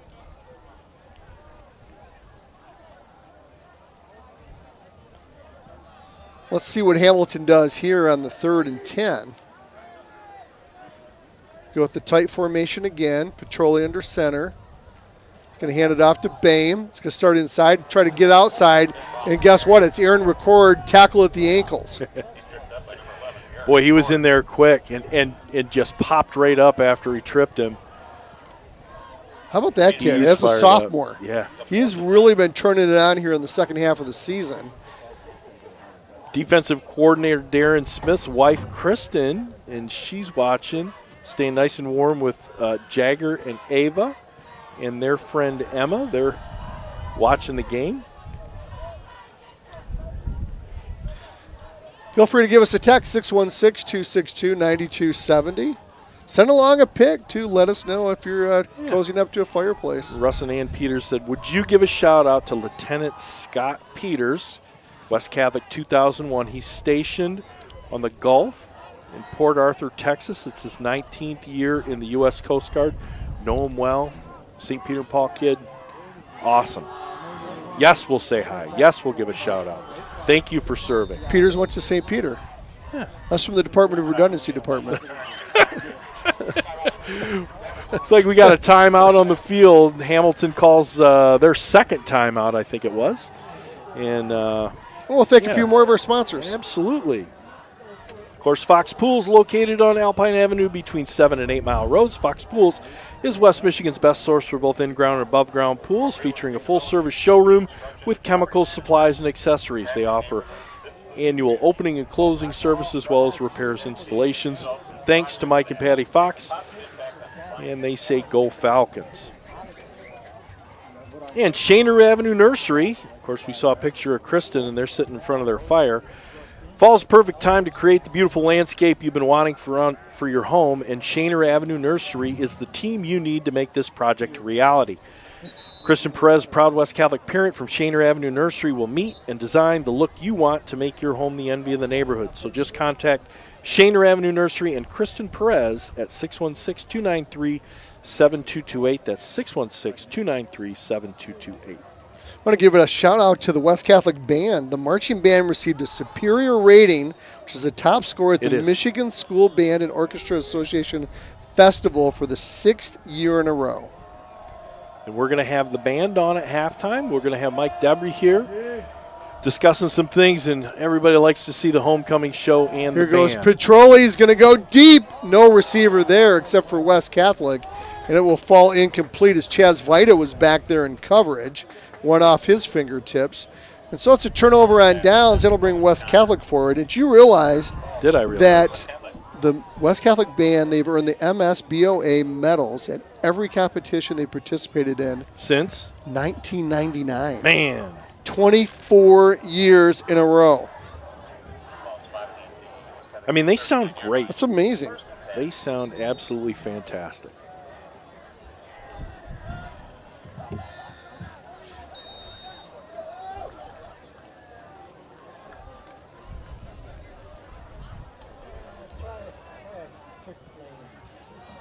So here goes West Catholic as Wickstrom still in there. He'll hand it off to Mike Murphy. He's at the 40, the 50. Could he do it again? He's at the 40, bulldozes his way all the way down to the 25 before he gets kicked out of bounds. Kid's having a night. He sure is. And he's still got 59 seconds to work with. Yeah, 59 seconds left here until half. 35-0 is your score, West Catholic over Hamilton. All West. Here goes Wickstrom. He's going to hand off the jet sweep to Charlie DeBrune. He's going to go over the right side. He's got plenty of room to operate as he gets inside the 20 down to the 16. How about that? Charlie DeBrune on the jet sweep. Man, oh man. With Mike Murphy in the backfield. Looked like got 9 yards on the play. It's going to bring up a very short 2nd and 1. 42 seconds left. Clock's still ticking. West Catholic still has all 3 timeouts. Here goes Wickstrom. He's going to go jet sweep again here on the near side to DeBrune. 10-5, touchdown, West! Charlie DeBrune. 14 yards out. Charlie DeBrune with another custom caulking touchdown. And West Catholic, I don't even know what to say. It's been all west. I'll tell you what, the edge is sharp. The edge is sharp, and they've got this thing honed in. This is a big Hamilton team, and they've got a lot of talent. And West Catholic is just. And how many times have we passed the ball tonight? Yeah, twice, maybe once. Maybe once, maybe. Right. Landon Smith out. The snap, the hold, the kick is up, and it's good. And West Catholic, with 29 seconds to go until halftime, takes a 42-0 lead over the Hamilton Hawkeyes.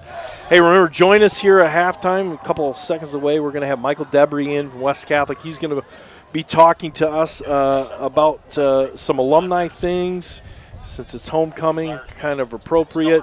Talk to him for a few minutes. We'll try to get the band on and some of the homecoming stuff on using the field cam, and so everybody can enjoy that. We feel bad that all the kids are dressed up so well, and it's just raining. It's terrible out. We saw it in Allendale last week. And then we'll get Steve Grooms in and discuss some things, and we'll take a look around the area and get some scores.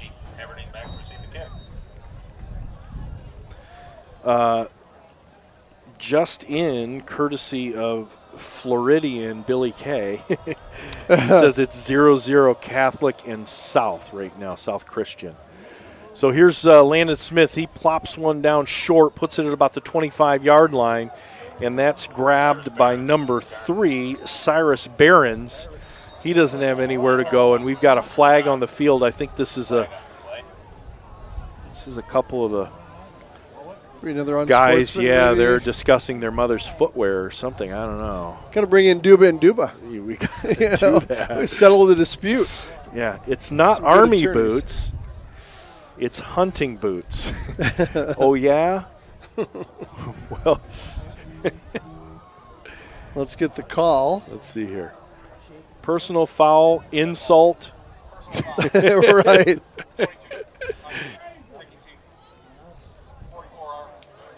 Offsetting, nothing.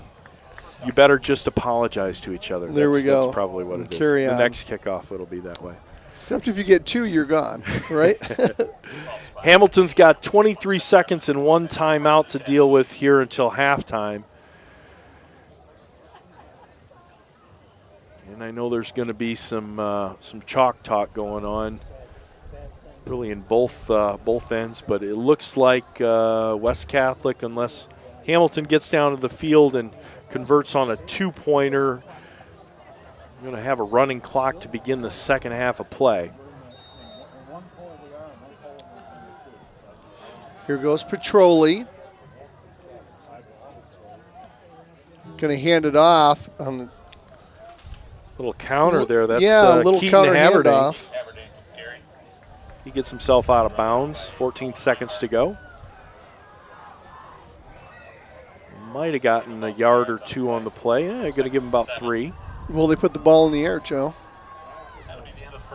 Nope, that's it. Oh, they did call a timeout. Yeah, they let it go. They let her go. So both teams heading off the field. Tom, you want me to handle the interview stuff, or you want to do that? Yeah. I think we both can just kind of sit in on it. You want to both sit in on it? Yeah. Sounds good. Let me get the mic. That sounds good.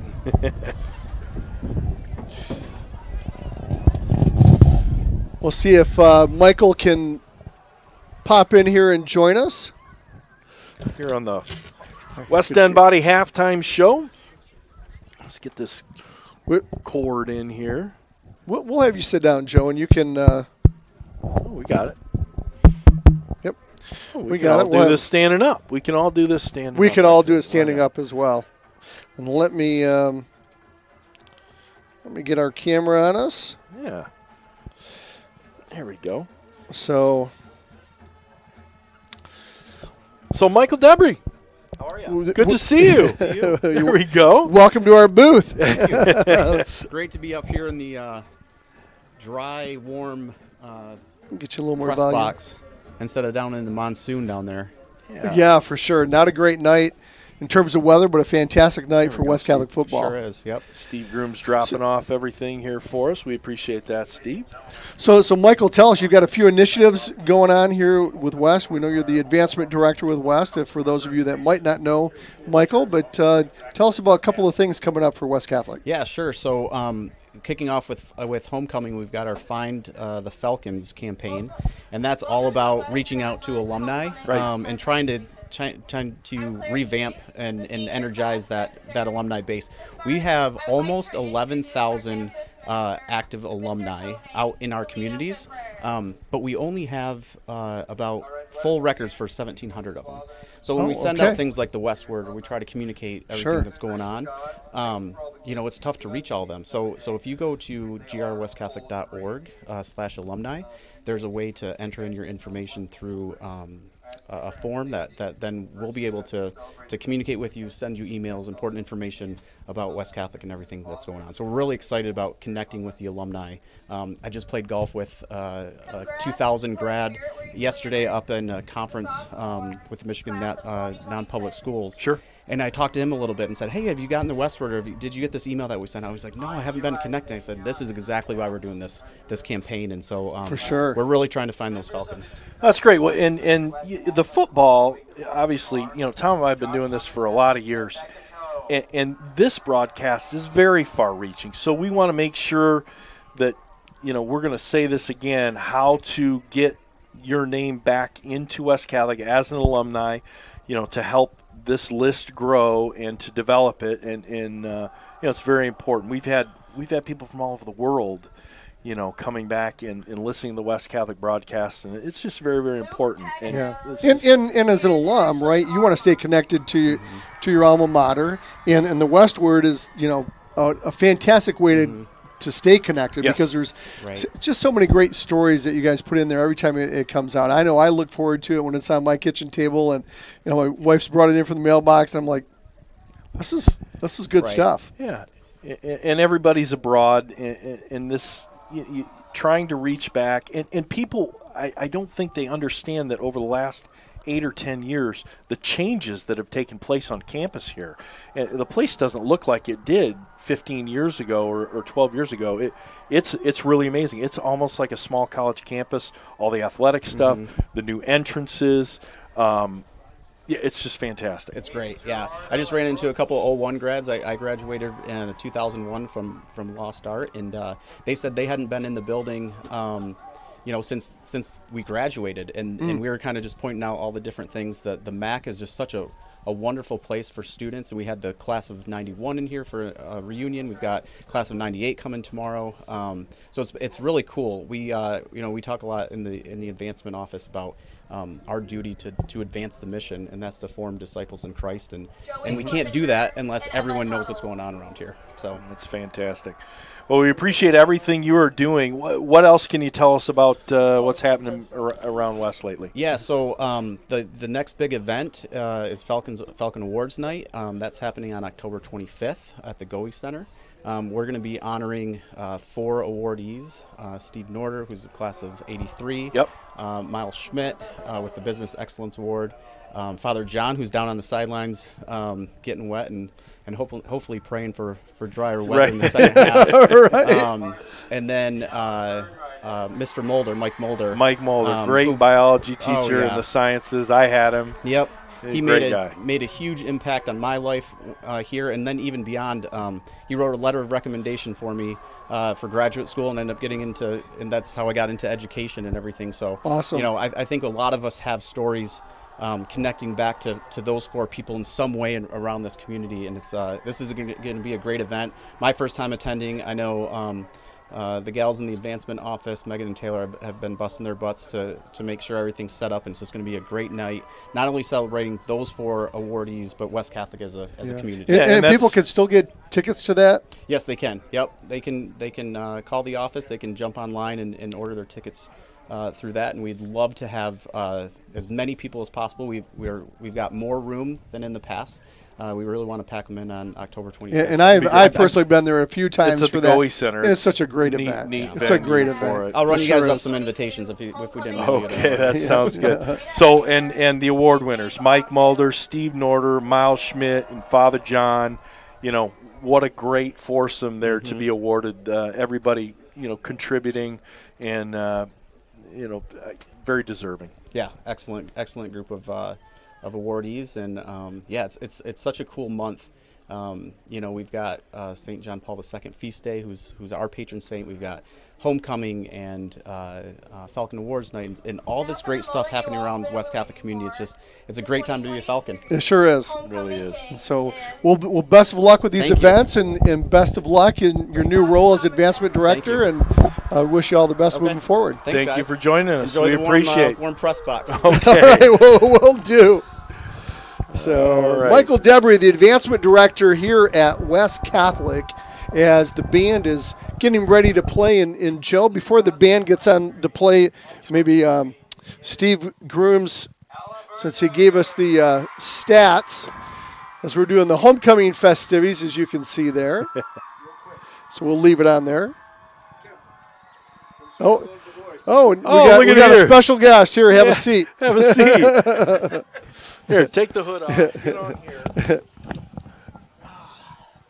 Hey, who cut your hair, man? I had a little barber do it for me, yeah. Here, I'll let you take mine. Mine really quick. Oh. Ask a few questions. So, Tim, heard you got your first touchdown last week. I did. Congratulations. Thank you. Explain how this works out, because you are in essentially a development or like a JV program moving into West Point and playing for Army. Is that correct? So it's called USMAPS. It's United States Military Academy Preparatory School. Okay. A lot of the football players go there. Yep. Just for like academic reasons, and like a lot of football players go there because it's kind of like a redshirt year. Sure. So a lot of people will go there, basically get their redshirt year. We get a lot of lifting in, so we only have like 2 more games this season. We'll get a lot of weightlifting in, stuff like that, get ready for the next year. So we can't redshirt because the academy is a 4-year school. Sure. So you have to graduate. If you can't redshirt, you can't have an injury redshirt, you will graduate in 4 years. There's no fifth year. No. There's no fifth year senior No. stuff at West Point, is No. there? So this year's a good year to get that developmental year and stuff like that. So it's really good. And you kind of get to like know the basis and a lot of the people around there. So that's it's kind of fantastic. cool. Okay. You had to go through basic, right? Yep. And that was this summer. How'd that go for you? Wasn't too bad. I mean, it's different. You kind of have to know like the difference between a sir and a sergeant and stuff. It's a lot of like petty stuff that Sure. you didn't think that would matter, but it really matters really to the does, Army. doesn't it? Yeah. So you just kind of have to learn the basis. I'll have to do it next year again. I'll get my head buzzed off again, and so. But I'll understand everything. I'll understand the little petty things they have to do. I'll know what I have to Yeah. do. Yeah. So I'll be like a leader Okay. next year because they say the prepsters is what we'll be called. Are kind of leaders for the people who haven't been there and done this before. Okay. Well, that's good. I was worried about you in the physical end of it, being able to do enough push-ups, enough sit-ups. That was a concern of mine. I wasn't sure if you'd maintain, but you did well, didn't you? I think so. I mean, I got a high-up job at the prep school. I am one of the top 10.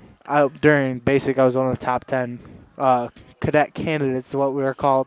We expect nonetheless. Yeah, so I got the job as a physical development officer, so I help people who aren't physically developed enough to go to the academy, and I have to like train them to get there. And your brother Kyle's there, and Kyle earned his uniform, and he dressed for the first time last week, which is a phenomenal thing. Do you guys get to see each other? Do you see each other a little bit? I see him a decent amount, not as much as like you would like every weekend. I see him maybe about every 2 weekends. Okay. We don't really hang out as much, but next year we'll definitely be able to see each other a lot more often. Good. It's just I'll see him around. I'll be able to like talk to him. I actually saw him during basic, which is really cool. Kind of made me tear up a little bit because we weren't able to talk to each other. We had to wave from each other from a distance because we're not allowed to talk to each other during that, and you're really not supposed to talk to anyone. So it was cool to like see him doing that stuff, knowing we're both going to a suck together. Yeah. So Well, that's great. Well, we're real proud of you. How's your coaching? You like your coaches so far? I do. It's kind of the same offense run here, a lot of triple stuff. Okay. So it's kind of an easy transition for us. Footwork's a little bit different in the backfield, but it's very easy to understand and comprehensible from the aspect that what we ran here. Are you happy you went there? I love it. It's going to be great. Tell you what, anybody coming out of Academy, phenomenal success in life. You got a lot to look forward to. I do. And we're real just proud got 5 of you. more years. Exactly. We're real proud of you. And thanks for stopping up. Homecoming, right? Yeah, I know. I'm lucky. I got to go home this weekend. I applied for extra day leave. Okay. So my attack officer luckily granted that to me. Good. And I got my extra day off because people aren't usually allowed to leave and skip Friday of class, but I was able to this week. That's great. All right. Well, thanks for joining us. Yeah, Tim Kloska coming in from West Point, New York, and a little homecoming. What a great thing. And hey, how about Charlie? Charlie's running the ball pretty well. He's doing good, man. But I don't think he'll ever beat my records. I hope he watches that. I hope he's able to watch this because we text all the time, and I tell him he'll never be able to break my stuff. That's great. Saying a little earlier about Colin Abram. Yeah, Colin Abram. He's one we're going to have to keep an eye on for you. I mean, guy's a little bit of a phenom here. Yeah, the O-line's looking a little bit big this year, so whatever helps up front, the big boys always help get that extra push. There you go. All right, well, thanks for joining us. Tim Kloska in, and thanks for stopping up. We appreciate. We're going to follow you through your years at West Point, and we're real proud of everything you've done so far, and thank you. Good to see you, buddy boy. All right, fantastic. Thank you. So what a surprise here.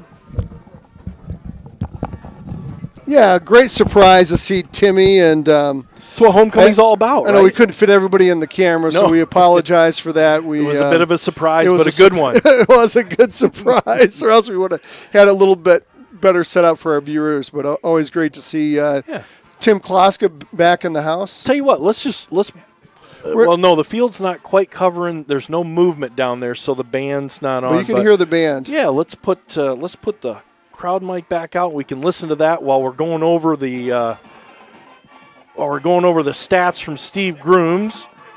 We are keeping the window closed. All right, we got any? Oh, wait. Yeah, I think I gotta. I think you need to turn it on, Joe. Turn it on. There we go. There we go. All right. You know, that on and off switch, it really does wonders to the audio. Nothing better than having the band behind us, and we're doing the stats. So, taking a look at West Catholic, 42-0 here at halftime. And on the ground, West Catholic doing a great job. Charlie DeBruin, really the heavy lifting, 14 carries, 180 yards, and 3 touchdowns, 12.9 average. Oh, look, it's the real voice of the Falcons. All right, Mark Rocky stepped in. He's got friends listening, I think. Yes. Mark Anderson, Pensacola, Florida. There you go. We know the Anderson family. Absolutely. Thanks for stopping at the voice of the Falcons, Mark Naraki, everybody. Mike Murphy. What does Mike Murphy do? He just scores touchdowns. He scores touchdowns. 2 touchdowns on 6 touches and 131 yards. That's it? Right. Come on, Mike Murphy. What are you doing here? 21.8 yard average. Per carry. Had that great big one earlier, 68-yarder, and that's helped that stat for him. So fantastic rushing so far, 319 yards on 24 carries for West. Let's turn that just down a little bit. There we go. 319 yards on 24 carries, 13.3 per touch was just insane. 5 touchdowns on the ground, 14 first downs for West Catholic, 348 yards of total offense. And Alec Wickstrom has had 1 completion in 2 attempts, that for 29 yards, and that turned into a score. So 319 yards rushing. We're talking 1 half. Yeah, it's kind of. So with Charlie DeBruin going for 180 yards in the first half, he had 170 yards rushing last week and passed the 1,000-yard 1,000 yards for the Yeah, the season threshold, in rushing. absolutely, yeah. Did a great job there, and just carrying just a heavy load and doing a great job. Following up with that young man, Tim Kolaska, that was just in here. Real proud of him. Ryer Snow with that big catch, 29-yard touchdown, and West Catholic total offense, 348 yards for the first half. Those are game-long stats is what they are. Hamilton on the other side here, scoreless. Rushing-wise, they have 23 yards on 16 attempts. They're averaging 1.4. They've got 3 first downs. And through the air, Grant Petroli is 1 for 8. And looking at the rushing-wise, really, Ben Boehm has been, he's been doing the heavy lifting. Not a whole lot to report here. 10 carries, 30 yards. He's averaging 3 per touch. Grant's had his, he called his own number once, loss of 13 there. And, not much to report out of Keaton Haverdink and Lincoln Phillips. They each have 3 yards apiece. So really slim pickings for the Hawkeyes. They're obviously going to hope for a better half of football, but 24 yards of total offense in the first half for Hamilton. That is not what they expected to perform here against West tonight. Well, you look at that defensive line again, Joe. Yep. I mean, Ethan Stoner, Wyatt Fredrickson, Josh Mitchell. I mean, just creating havoc. And, of course, they're getting great support from the linebacking crew of Schaub and DeBruyne and Mike Murphy and Ryer Snow. And, I mean, they're just picking up where they left off. I mean, last game they only allowed less than 3 yards. Right. Per carry. The game before, I think it was around 2 yards per carry. So just a great job with that West Catholic defense. Taking a look at the defense by the numbers here, 9 tackles for Chris Schaub. Right, saw him out there with his lunchbox. Right, that's right. That's all he does, man. He comes to work, does his job, carries his lunch pail. 9 tackles, 4 solo, 4 assists, and 1 tackle for loss.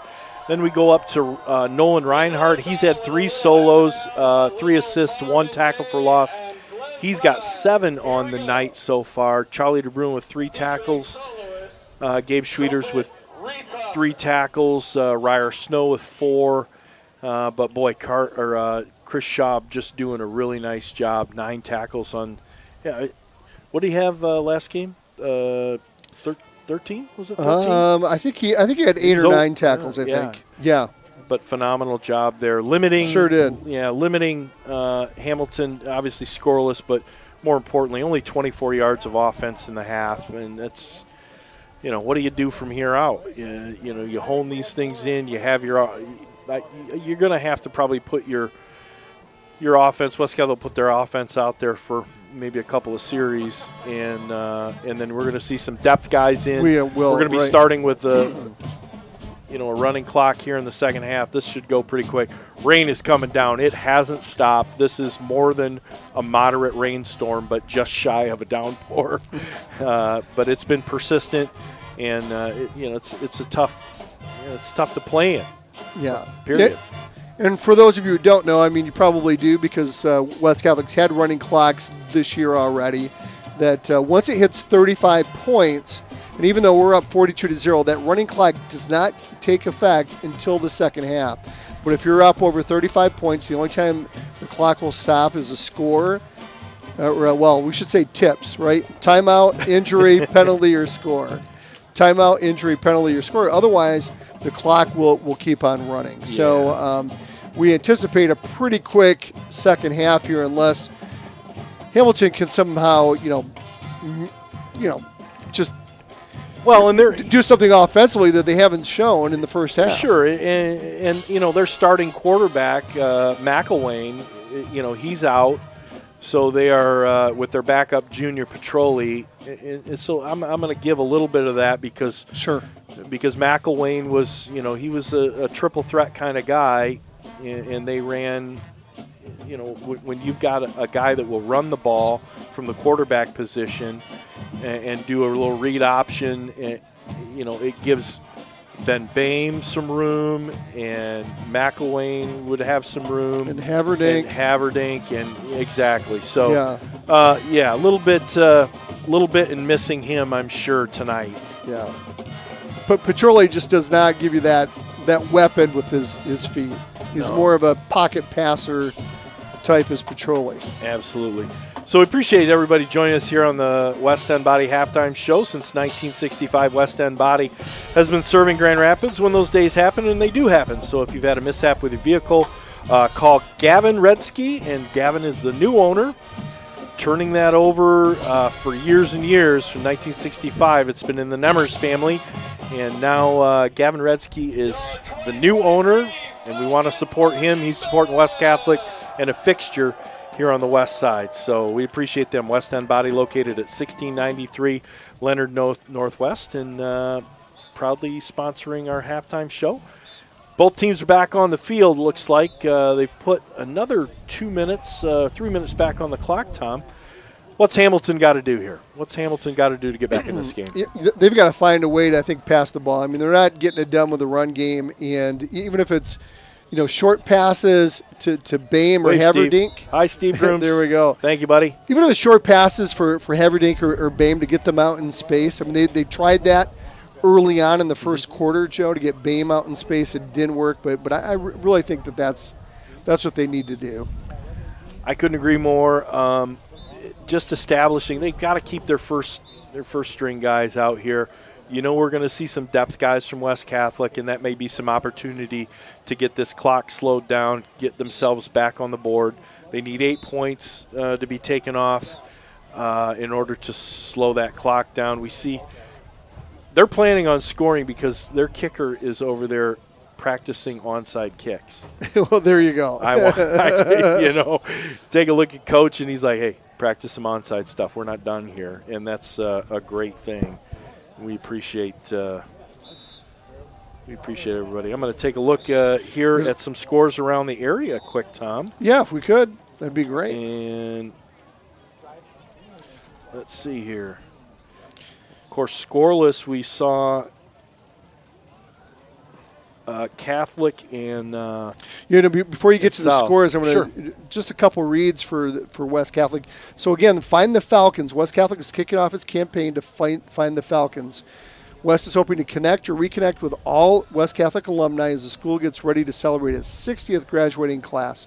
Falcon fans grads can go to Grand Rapids or grwestcatholic.org/alumni to update their information. So it's grwestcatholic.org/alumni to update their information. Be sure to spread the word and help us find the Falcons. And Michael Debris spoke to that just a few moments ago in our halftime interview. And also the Falcon Awards night, we talked about tickets. Tickets are on sale right now. Join us on October 25th for the Goy Center as we honor 4 individuals who have made a lasting impact on the West Catholic community. As we mentioned before, football coach and team chaplain, Father John Valier, Steve Norder from the class of 83, Miles Schmidt, class of 68, and former teacher Mike Mulder. To learn more and get your tickets, go to grwestcatholic.org/awards. So it's grwestcatholic.org/awards for tickets for that Falcons Awards night. Okay, and just before kickoff here, let's take a look around the area. Grand Rapids Catholic Central and South Christian. Catholic 7, the Sailors, the South Christian 6. They're at the half right now. Tight one. A real tight one. Rockford 21, Granville 13. Those are two big teams in the red, and we're getting ready for kickoff here. Spring Lake 20, Fruitport 13. And let's go back to the field here, Tom. Here goes the low driving kick. Sorry about that. Low driving kick, and West Catholic will recover it. Allendale 20, Unity Christian 14. They're at the half. East Grand Rapids 0, Byron Center 6. They're at the half. Union 51 and Muskegon 51 and Union 0, and that was at the end of the first quarter. Man, oh man. This is Byron Center, East Grand Rapids. Byron Center 6, East Grand Rapids 0. That's quite the matchup. Yeah, make no mistake. Byron Center is good, and so is East. So let's get back to play here. Here's Grady Augustin in, so we're getting our depth players in already as Brittenfeld gets it over the right side.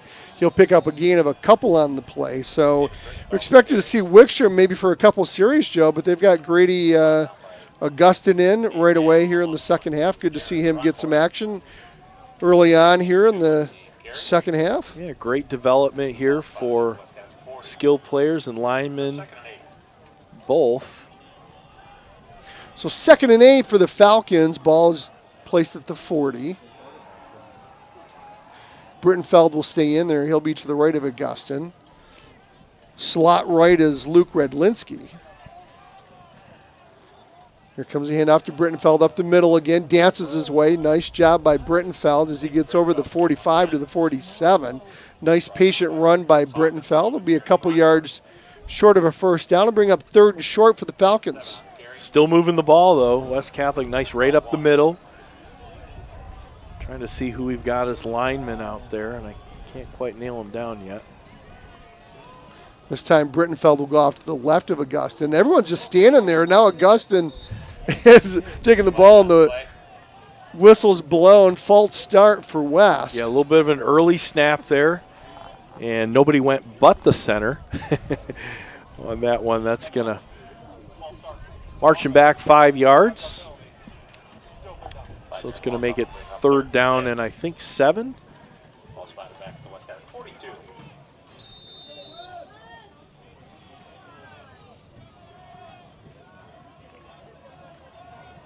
And here comes Grady Augustin and his unit. 2 right, 2 left as West operates on the far hash. Augustin steps up. Now he's back again with Brittenfeld off to his left. He's going to hand it off to Brittenfeld again. No, he's going to pitch it here on the near side. He's at the 40, 45, 50. That's Connor Olszewski. As he's got a West Catholic first down. Yeah, he got one more than he needed. Ball's going to be right at the 50-yard line. Just interesting little play. Nice pitch after the fake. And off he went to the races. Got himself out of bounds. But the clock continues to move. 9 minutes, 10 seconds. West Catholic up on Hamilton 42-0. Augustin, shotgun. Redlinski in motion. Here goes Brittenfeld, dances his way. He's going to get hit a couple yards up. Short run for Brittenfeld, bring up 2nd and 8 for the Falcons.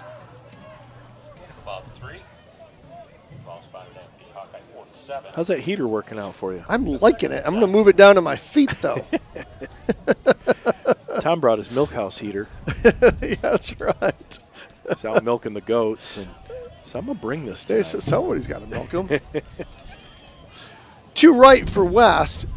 Brittenfeld's going to get it again. And he's going to get hit and break a tackle at midfield. Oh, baby. He's at the 45, 40. He's got one guy to beat, and they're going to catch him from behind. They are, as he gets inside the 10. 2 flags down at the 40-yard line, Tom, and I think that's going to be a hold. That's going to come back. Boy, did Brittenfeld, he just spun out of that tackle. Spun right out of there. He ran squarely into one of the Hawkeye players that was being blocked and managed to just push himself away, spun off of it, headed to the near sideline. Got himself all the way down to like the 15-yard line, but we got a flag, and that's going to be against West Catholic. So it'll back him up. I think it was a spot foul, and they're standing. Oh, it's yeah, still second down. Yeah, it's going to take him outside the sticks. It's going to make it a 2nd and a long 12. We're at 8:10 here in the third quarter. 42-0 is your score, as it's been all West Catholic. As we have the depth guys in now for West. Yeah, Augustin. Luke Radlinski's out there, and Gabe Schweiters, yep. Wide receiver out there on the far right. Here goes Brittenfeld. Huge hole up the middle, 50, 45. Breaks an ankle tackle at the 40, and he'll slide down at the 35. Boy, only one guy there left, Joe. Yeah, and that was Cyrus Behrens. And Cyrus took Brittenfeld down right at the knees. Nice tackle. But, boy, Brittenfeld finding some space out there. Came to the near sideline. He had a head of steam. 5'10", 185-pound junior. running really hard is David Brittenfeld, as Redlinski will go slot right. Brittenfeld again. Big hole on the right side. He's going to pick up 8 or 9 on the play. It'll bring up second and short for West.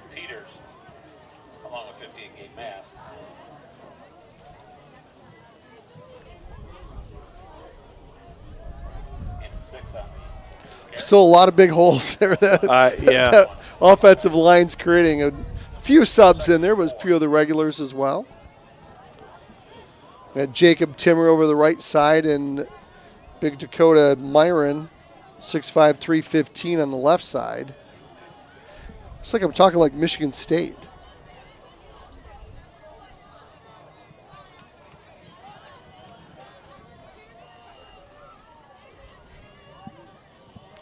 So here goes the handoff. Connor Olszewski, nothing going, and that's going to bring up, see, 3rd and long. Yeah, why don't you figure that out, Tomo?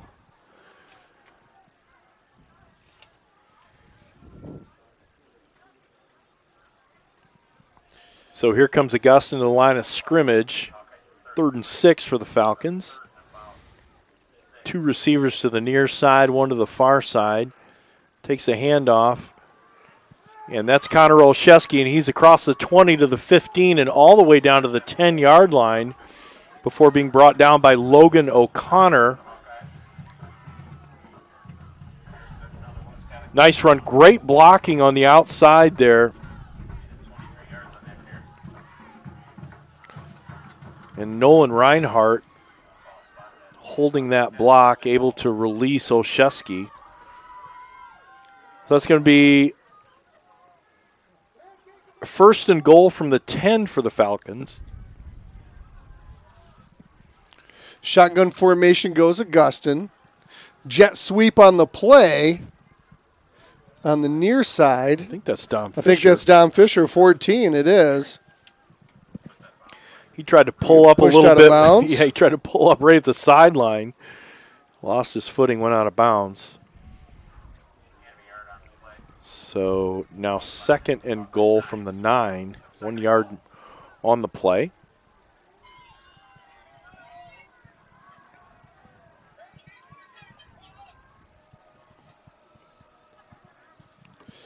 Here's Fisher in motion, and hand off to Brittenfeld. Yep, he'll be at the 5, and he'll get stood up. Wow, nice job by the defense of Hamilton. Powerful run there by Brittenfeld.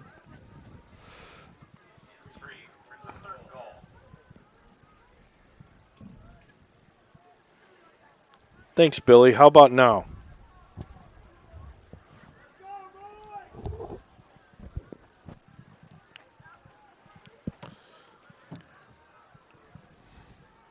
So here comes Dom Fisher out of the game.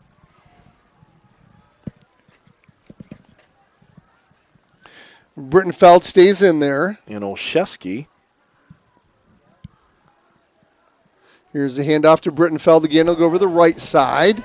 Cut it back in. Touchdown West!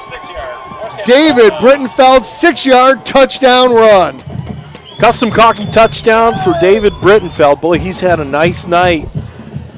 Did a lot of work here in this opening possession.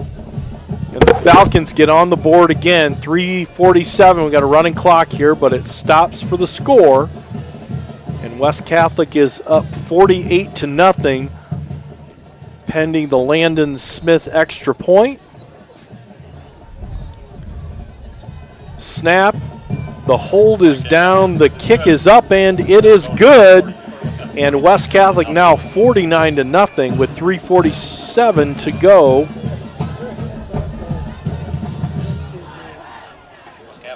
In the 3rd quarter.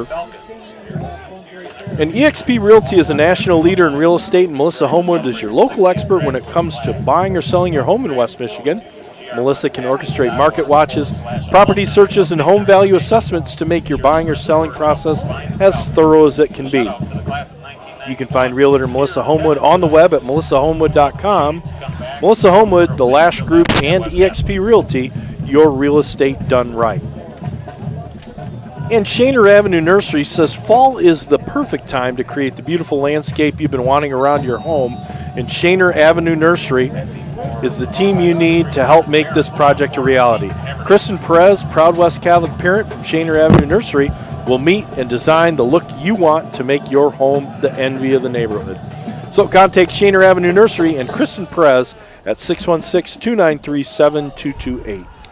Here comes the kick. Hamilton will field it at the 20, up to the 25, over the 30 to the 34-yard line. And that'll bring up 1st and 10 for Hamilton from there as they look just for anything as they trail 49-0 with a running clock, 3:26 left here in the third quarter. Yeah, and this is we still got some wind on that crowd mic, Tom. Gotcha, get it. Yeah. The umbrellas are out, and the fans are still here for West Catholic. Actually, a pretty nice attendance for such a miserable for a homecoming evening night, yes. And the homecoming night. Petroli under center. He'll tap his center on the right side. He'll do a quick pitch to Ben Boehm over the left side. Trying to turn the corner there on the far side. He does. Still on his feet. It's got a Hamilton Hawkeye first down. Nice run there by Ben Boehm. Hey, Rick Zane and Judy, they're listening. Thanks, you guys. They're at Cabmusa Shores. Where in the world is Cabmusa Shores? I have no idea. Is that part of Stony Lake? Or you guys in warm climates? I need to know. That's right. Send out the invite. Hamilton operates on the far hash. They go left to right here in the third. Here goes a quick pitch to Boehm. The flag comes out. Boehm's going to look to turn the corner. And he'll get tackled after about a 2-yard gain. Here comes another flag. So we've got 2 flags on the play.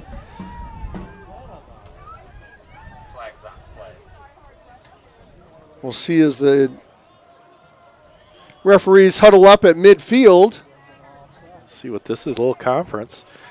Speaking of the conference, Duba Duba Attorneys at Law with law offices inside the Amway Grand Plaza Hotel. The Dubas specialize in business transit. What's the call, Tom?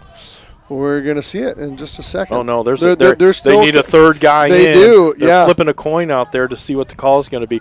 Anyways, the Dubas, they specialize in on-the-field calls, right? Yeah, they do. Business transactions, mergers, acquisitions, real estate, and estate planning. A true West Catholic family of students, coaches, boosters, and volunteers. Let Duba and Duba help with all of your legal needs.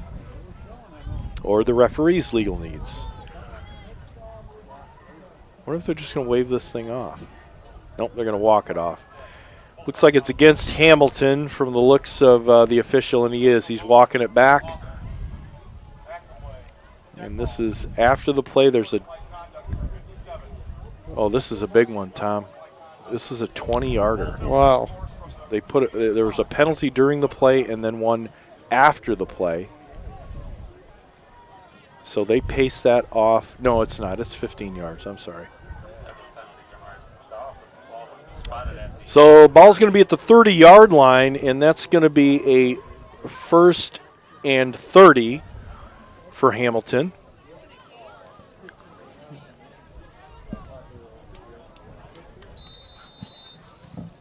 So you see Coach over there just rifling through his playbook. What do we got for 30 yards? I know, right? Well, here's the good news. 3 plays of 10. It's 1st and 30, so that helps. Yeah, it does. You'd have to get it all in one chunk. Tight formation here for Hamilton. They got 10 guys in tight. They're going to hand it off to Ben Boehm. No, it's going to be a fake to him. Run pass option. Nice little flip out here on the near side. I mean, Petroli took a huge hit just before he released that ball. Sure did. Oh, he's getting up really gingerly on that left leg. And I don't know if he's going to be able to go, Joe. He got hit hard. Yeah, he did. He's just kind of limping away. He's looking at the sideline, and it looks like they're going to bring in. Well, they're bringing in the play. He doesn't want to go to the sideline. Bring me in a play, guys. So in comes number 11. That's Austin Vanderkamp. He's like, he's a student body right. Yeah, I'm not coming in for you. Just here's the play. Yeah. So Vanderkamp will go wide left as Hamilton sticks in that tight formation. Counter play. Handoff there to number 15, Lincoln Phillips. Nice takedown there. West Catholic had Mike Mercino in on that tackle. Pickup only one on the play, so it's going to be third and a country mile, 3rd and 24. Nice to see the depth guys being very effective against the first string of Hamilton. Yeah, it really sure is, isn't it? See Gil Gagnon out there. Yep, Ryan Gill on the front line. Trace Tanis is out there, the junior.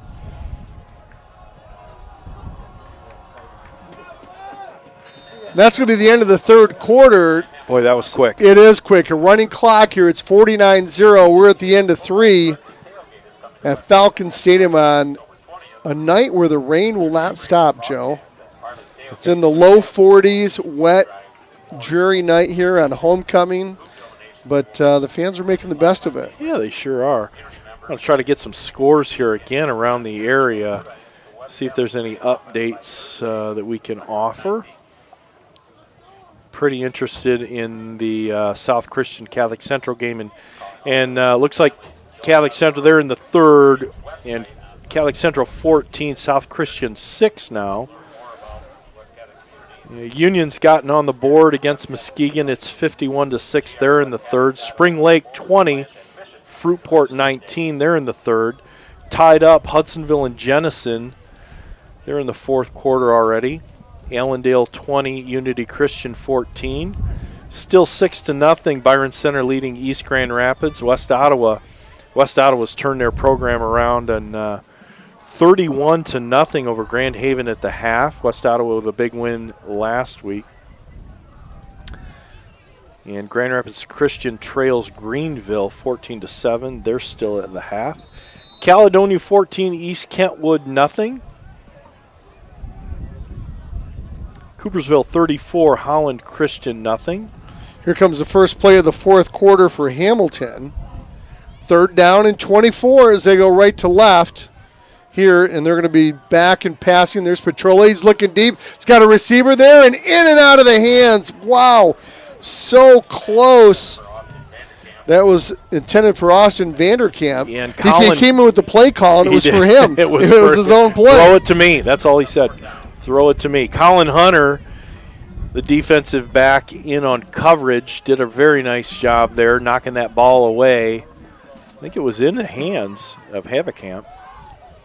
Yeah, it was right in his hands, and it fell incomplete. Here's a big one. Mona Shores 14, Zeeland West 6.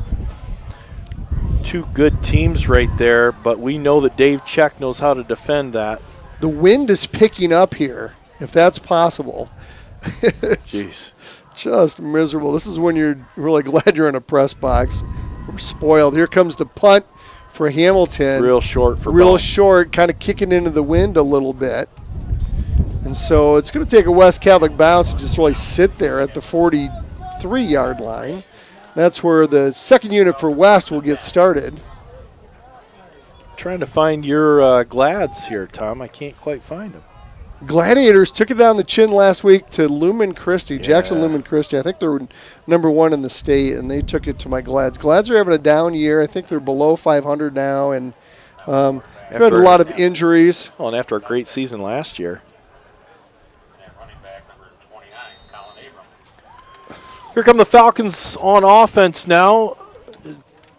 We're into the fourth quarter. 10:20 to go. Running clock tonight. West Catholic leading 49-0. Here we go. Colin Abram with his first varsity carry. The kid's got over 2,000 yards rushing, but his first carry at varsity level, you just lost a yard. Welcome to the big leagues. Welcome to the varsity team. Nice to see a freshman make it up. Yeah, I mean, what an awesome thing, right? Get some touches, right? You bet. Yeah, he's probably a little bit nervous out there, but what a tremendous opportunity for him. He's certainly earned a touch tonight. 2,075 yards between the freshman and JV teams for Colin Abram. We're going to hear a lot from that kid as the years progress here for him. 2 left, 1 right as Grady Augustin steps back in shotgun formation. Low snap, going to hand it off to Abram again. Now he's looking for a hole. Got a little one there. He'll get past the original line of scrimmage. A little bit of a tough exchange there on the handoff. I don't think Grady Augustin got that ball as cleanly as he would have liked out of the gun. 3rd down and 9 for West.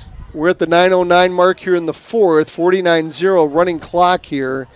It's been all West Catholic as Hamilton really has not done much in terms of even picking up first downs on offense. Let's see if they give it to Abram again here. Here's jet sweep. Dom Fisher will hand it off to Abram, and he'll get tackled right away. Hamilton's waiting for him. Pick up of a couple on the play. He really fought his way for those 2. Right, in a tough exchange again, a little bit of a low snap. Grady Augustin had to go down for that ball and take it off the turf and then try to make that handoff, which slowed that down. What a great opportunity, though, for Colin Abram. He touched the ball all 3 times on offense here, and West Catholic this be the first punt of the night. Punt of the night. Nolan Reinhardt out there to punt. Here comes the kick. Ooh, you're getting pressure. He just got rid of it. Low kick. Took a half a step and kicked the ball, got it down inside the 20, and that's where Hamilton's going to take over, and we want to pay some bills here. On a rainy night, hey, if you need to repair or replace your roof, choose Moore & Sons Roofing, where you don't get just a great roof, you get a great roofing experience. The quality craftsmanship that they invest into every roof is second to none in the industry. So, for all your roofing needs, choose Moore & Sons Roofing. They're an Owens Corning certified contractor. We appreciate them. And Custom Caulking's the contractor's choice for waterproofing and crack sealing in West Michigan and beyond, both residential and commercial. Custom Caulking should be your only call on the spot. Color blending and friendly surface is what to expect from Custom Caulking. And we want to congratulate Steve Norder and be one of the award recipients for the Falcons here next week, or in a week and a half. Petroli under center. He's going to hand it off to number 21 for Hamilton as they get some depth guys in there. That's Brooks Hawkins. He's only a sophomore, and he runs for a first down on his touch tonight. How about that, Joe? Let's get the kids in there. Love it.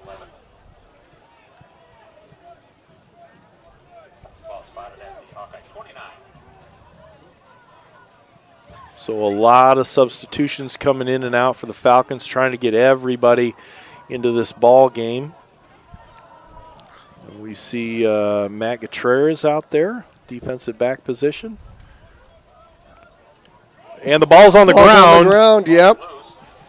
There's a scramble for it under the pile, and we don't have a indication yet. And it is West Catholic's ball. Looks like number 63 came up with that, and that's Hunter Price. He's a sophomore, came in from his defensive line position, scrambled for that loose ball, and got himself one here tonight. Fumble recovery. How about that? How about that? Hunter Price, he's a sophomore.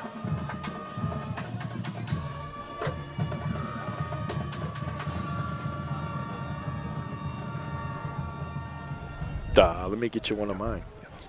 Which one do you have? Here you go. So here comes the offensive unit for the Falcons. Great field position. Ball's going to be spotted at the 26-yard line. Grady Augustin and crew. And another low snap, but a handoff to Colin Abrams.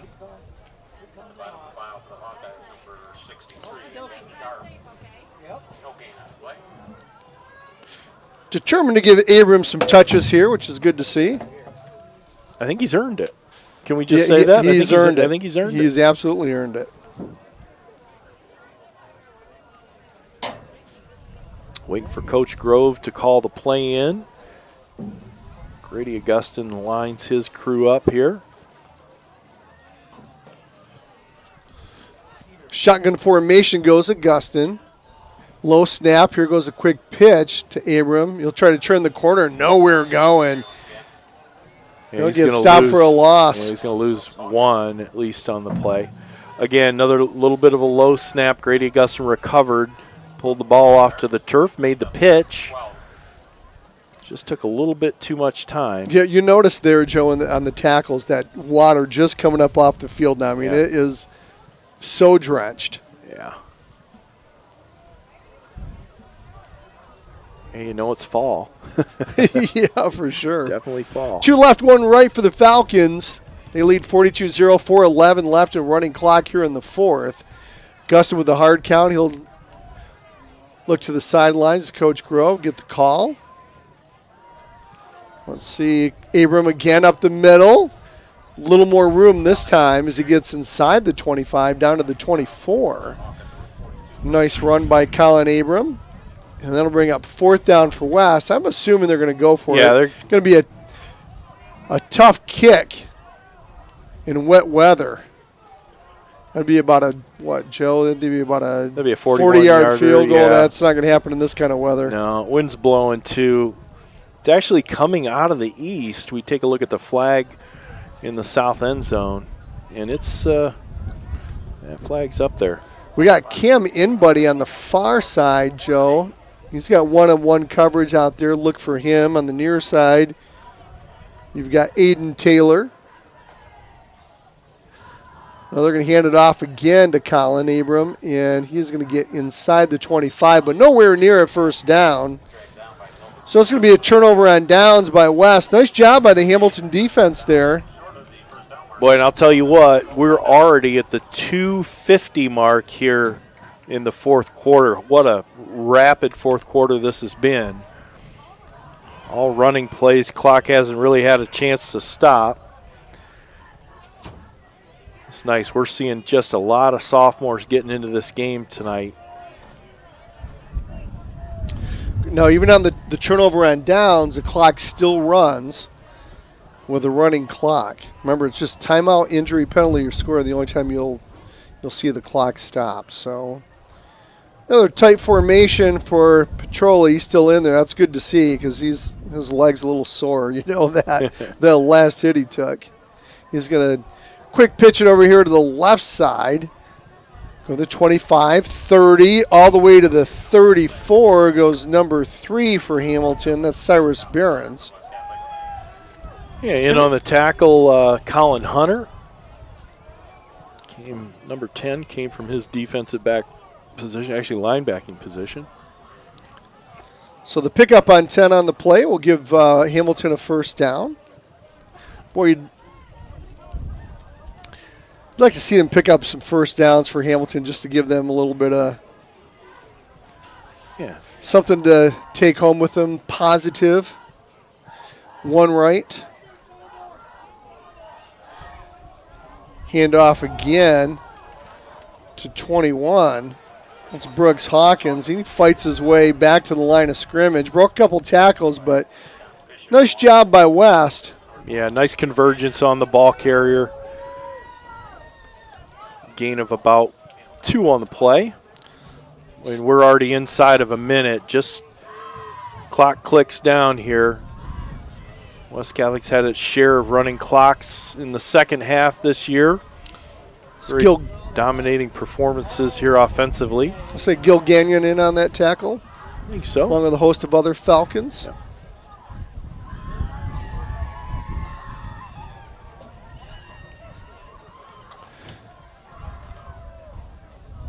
As we're at the 30-second mark, let's see. Here goes Petroli. He's going to go deep, airing it out, and it's going to be intercepted by West. Nice defense back there by West Catholic. I think that's Aiden Taylor. Double coverage. Yeah, Aiden Taylor, the junior defensive back, gets himself an interception tonight, and I think West Catholic's just going to line it up. We got 13 seconds to go, so that exchange. Excuse me. So, yeah, that's the final play of the ball game. Your final here at Falcon Stadium, West Catholic 49 and Hamilton 0. Amazing. Another dominant performance by the Falcons entering the final week of play, Tom. Hamilton scoreless tonight, 49-0 for West Catholic. And see the guys lining up, getting across the field. We'll be home next week. We will. Against Fruitport. And real exciting, this is going to be nice. Steve Abed, former teacher at West, and yes. A coach here at West, and a parent of kids here that attended the school, and he's going to join us. He won. Really looking forward to that. Yeah, he won this. Next week, they're going to be honoring the class, actually the football team from 1982. One of the most prolific defenses West Catholic has ever seen, only allowing 29 points on that season. A lot of friends of mine on that team. Steve's got some great insight. He's got some great stories about being a teacher, and we're just going to be thrilled to have Steve Abed in next week. Thanks, Steve Grooms.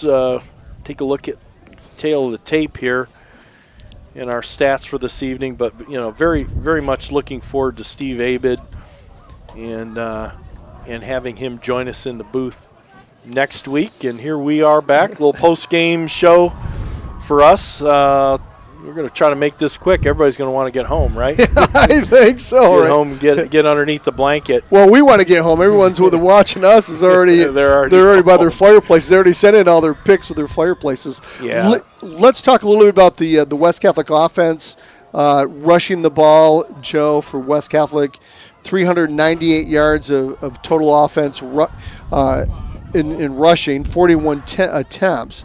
They were led by Charlie DeBruyne. He had those 14 carries for 180 yards, all in the first half. Mike Murphy, 6 carries for 131, all in the first half. And 2 touchdowns. Yeah, that's pretty good production here. And DeBruyne had 3 touchdowns on the night. David Brittenfeld, those 10 for 53 and a touchdown. Let's see, Colin Abram got 7 carries at the end of the game here for 6 yards. His first taste as a freshman. So Carter Olszewski with 3 carries for 29 yards. And Carter Perry touched the ball once and lost a yard on that play. Alec Wickstrom, of course, he only threw the ball twice in the first half for 29 yards and a touchdown. Grady Augustin didn't put the ball in the air with a huge lead here in the second half. And, of course, with that one completion that Alec made was for a touchdown. It was. How about that? 29-yarder to Ryer Snow. Did a really nice job there. So 427 yards of total offense for the Falcons, 398 yards, 2 shy of 400 on the ground here tonight, 9.7 per touch on the ground for West, and 6 touchdowns, 17 first downs on the night, no turnovers. That's been very impressive for West. They've protected the ball. Second game in a row. Yeah, second game in a row. Again, 29 yards through the air. That makes up your 427 yards for West. Just dominant offensively. We take a look at Hamilton, and they had 57 yards of rushing, so they doubled that from the first half. 45 of that going Ben Boehm, 11 carries for 45. Brooks Hawkins here late, 2 carries for 13. Lincoln Phillips, 4 rushes for 9 yards. Keaton Haverdink, 3 carries for 3 yards. And that's kind of where it went. 1 for 10 through the air for Petroli, and only 1 yard gained in passing. So 58 yards. It's just not a performance that Hamilton wanted to come out with tonight. Of course, playing in the rain, playing without their quarterback McElwain injured tonight. Petroli did as best he could against a West Catholic defense that's just smothering, playing with attitude, downing the ball carriers at the point of contact. Darren Smith has got these guys just tight as a group, and they're playing with some swag.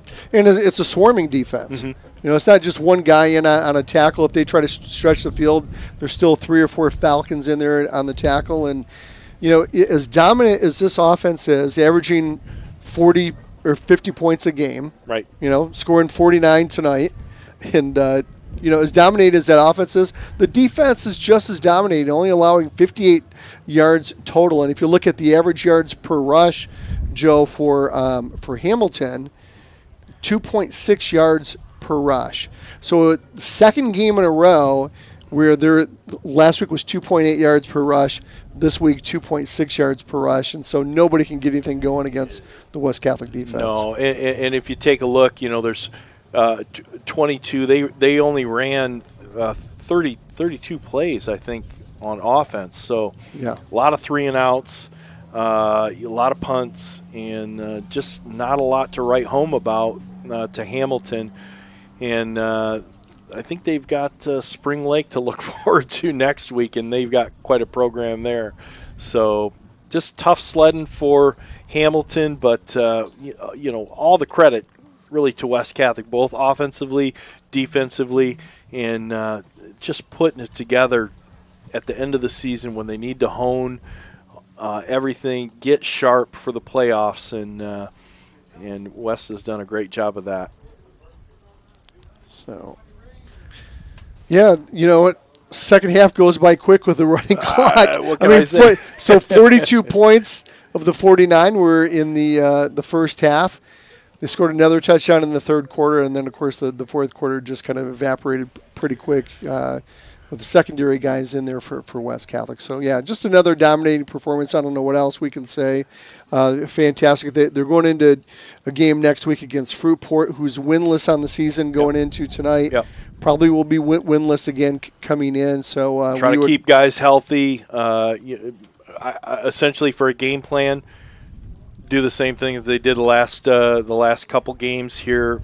Get themselves into a position where they can put in the depth guys, have a running clock, keep everybody healthy, enter the playoffs strong, ready to go for a deep playoff run.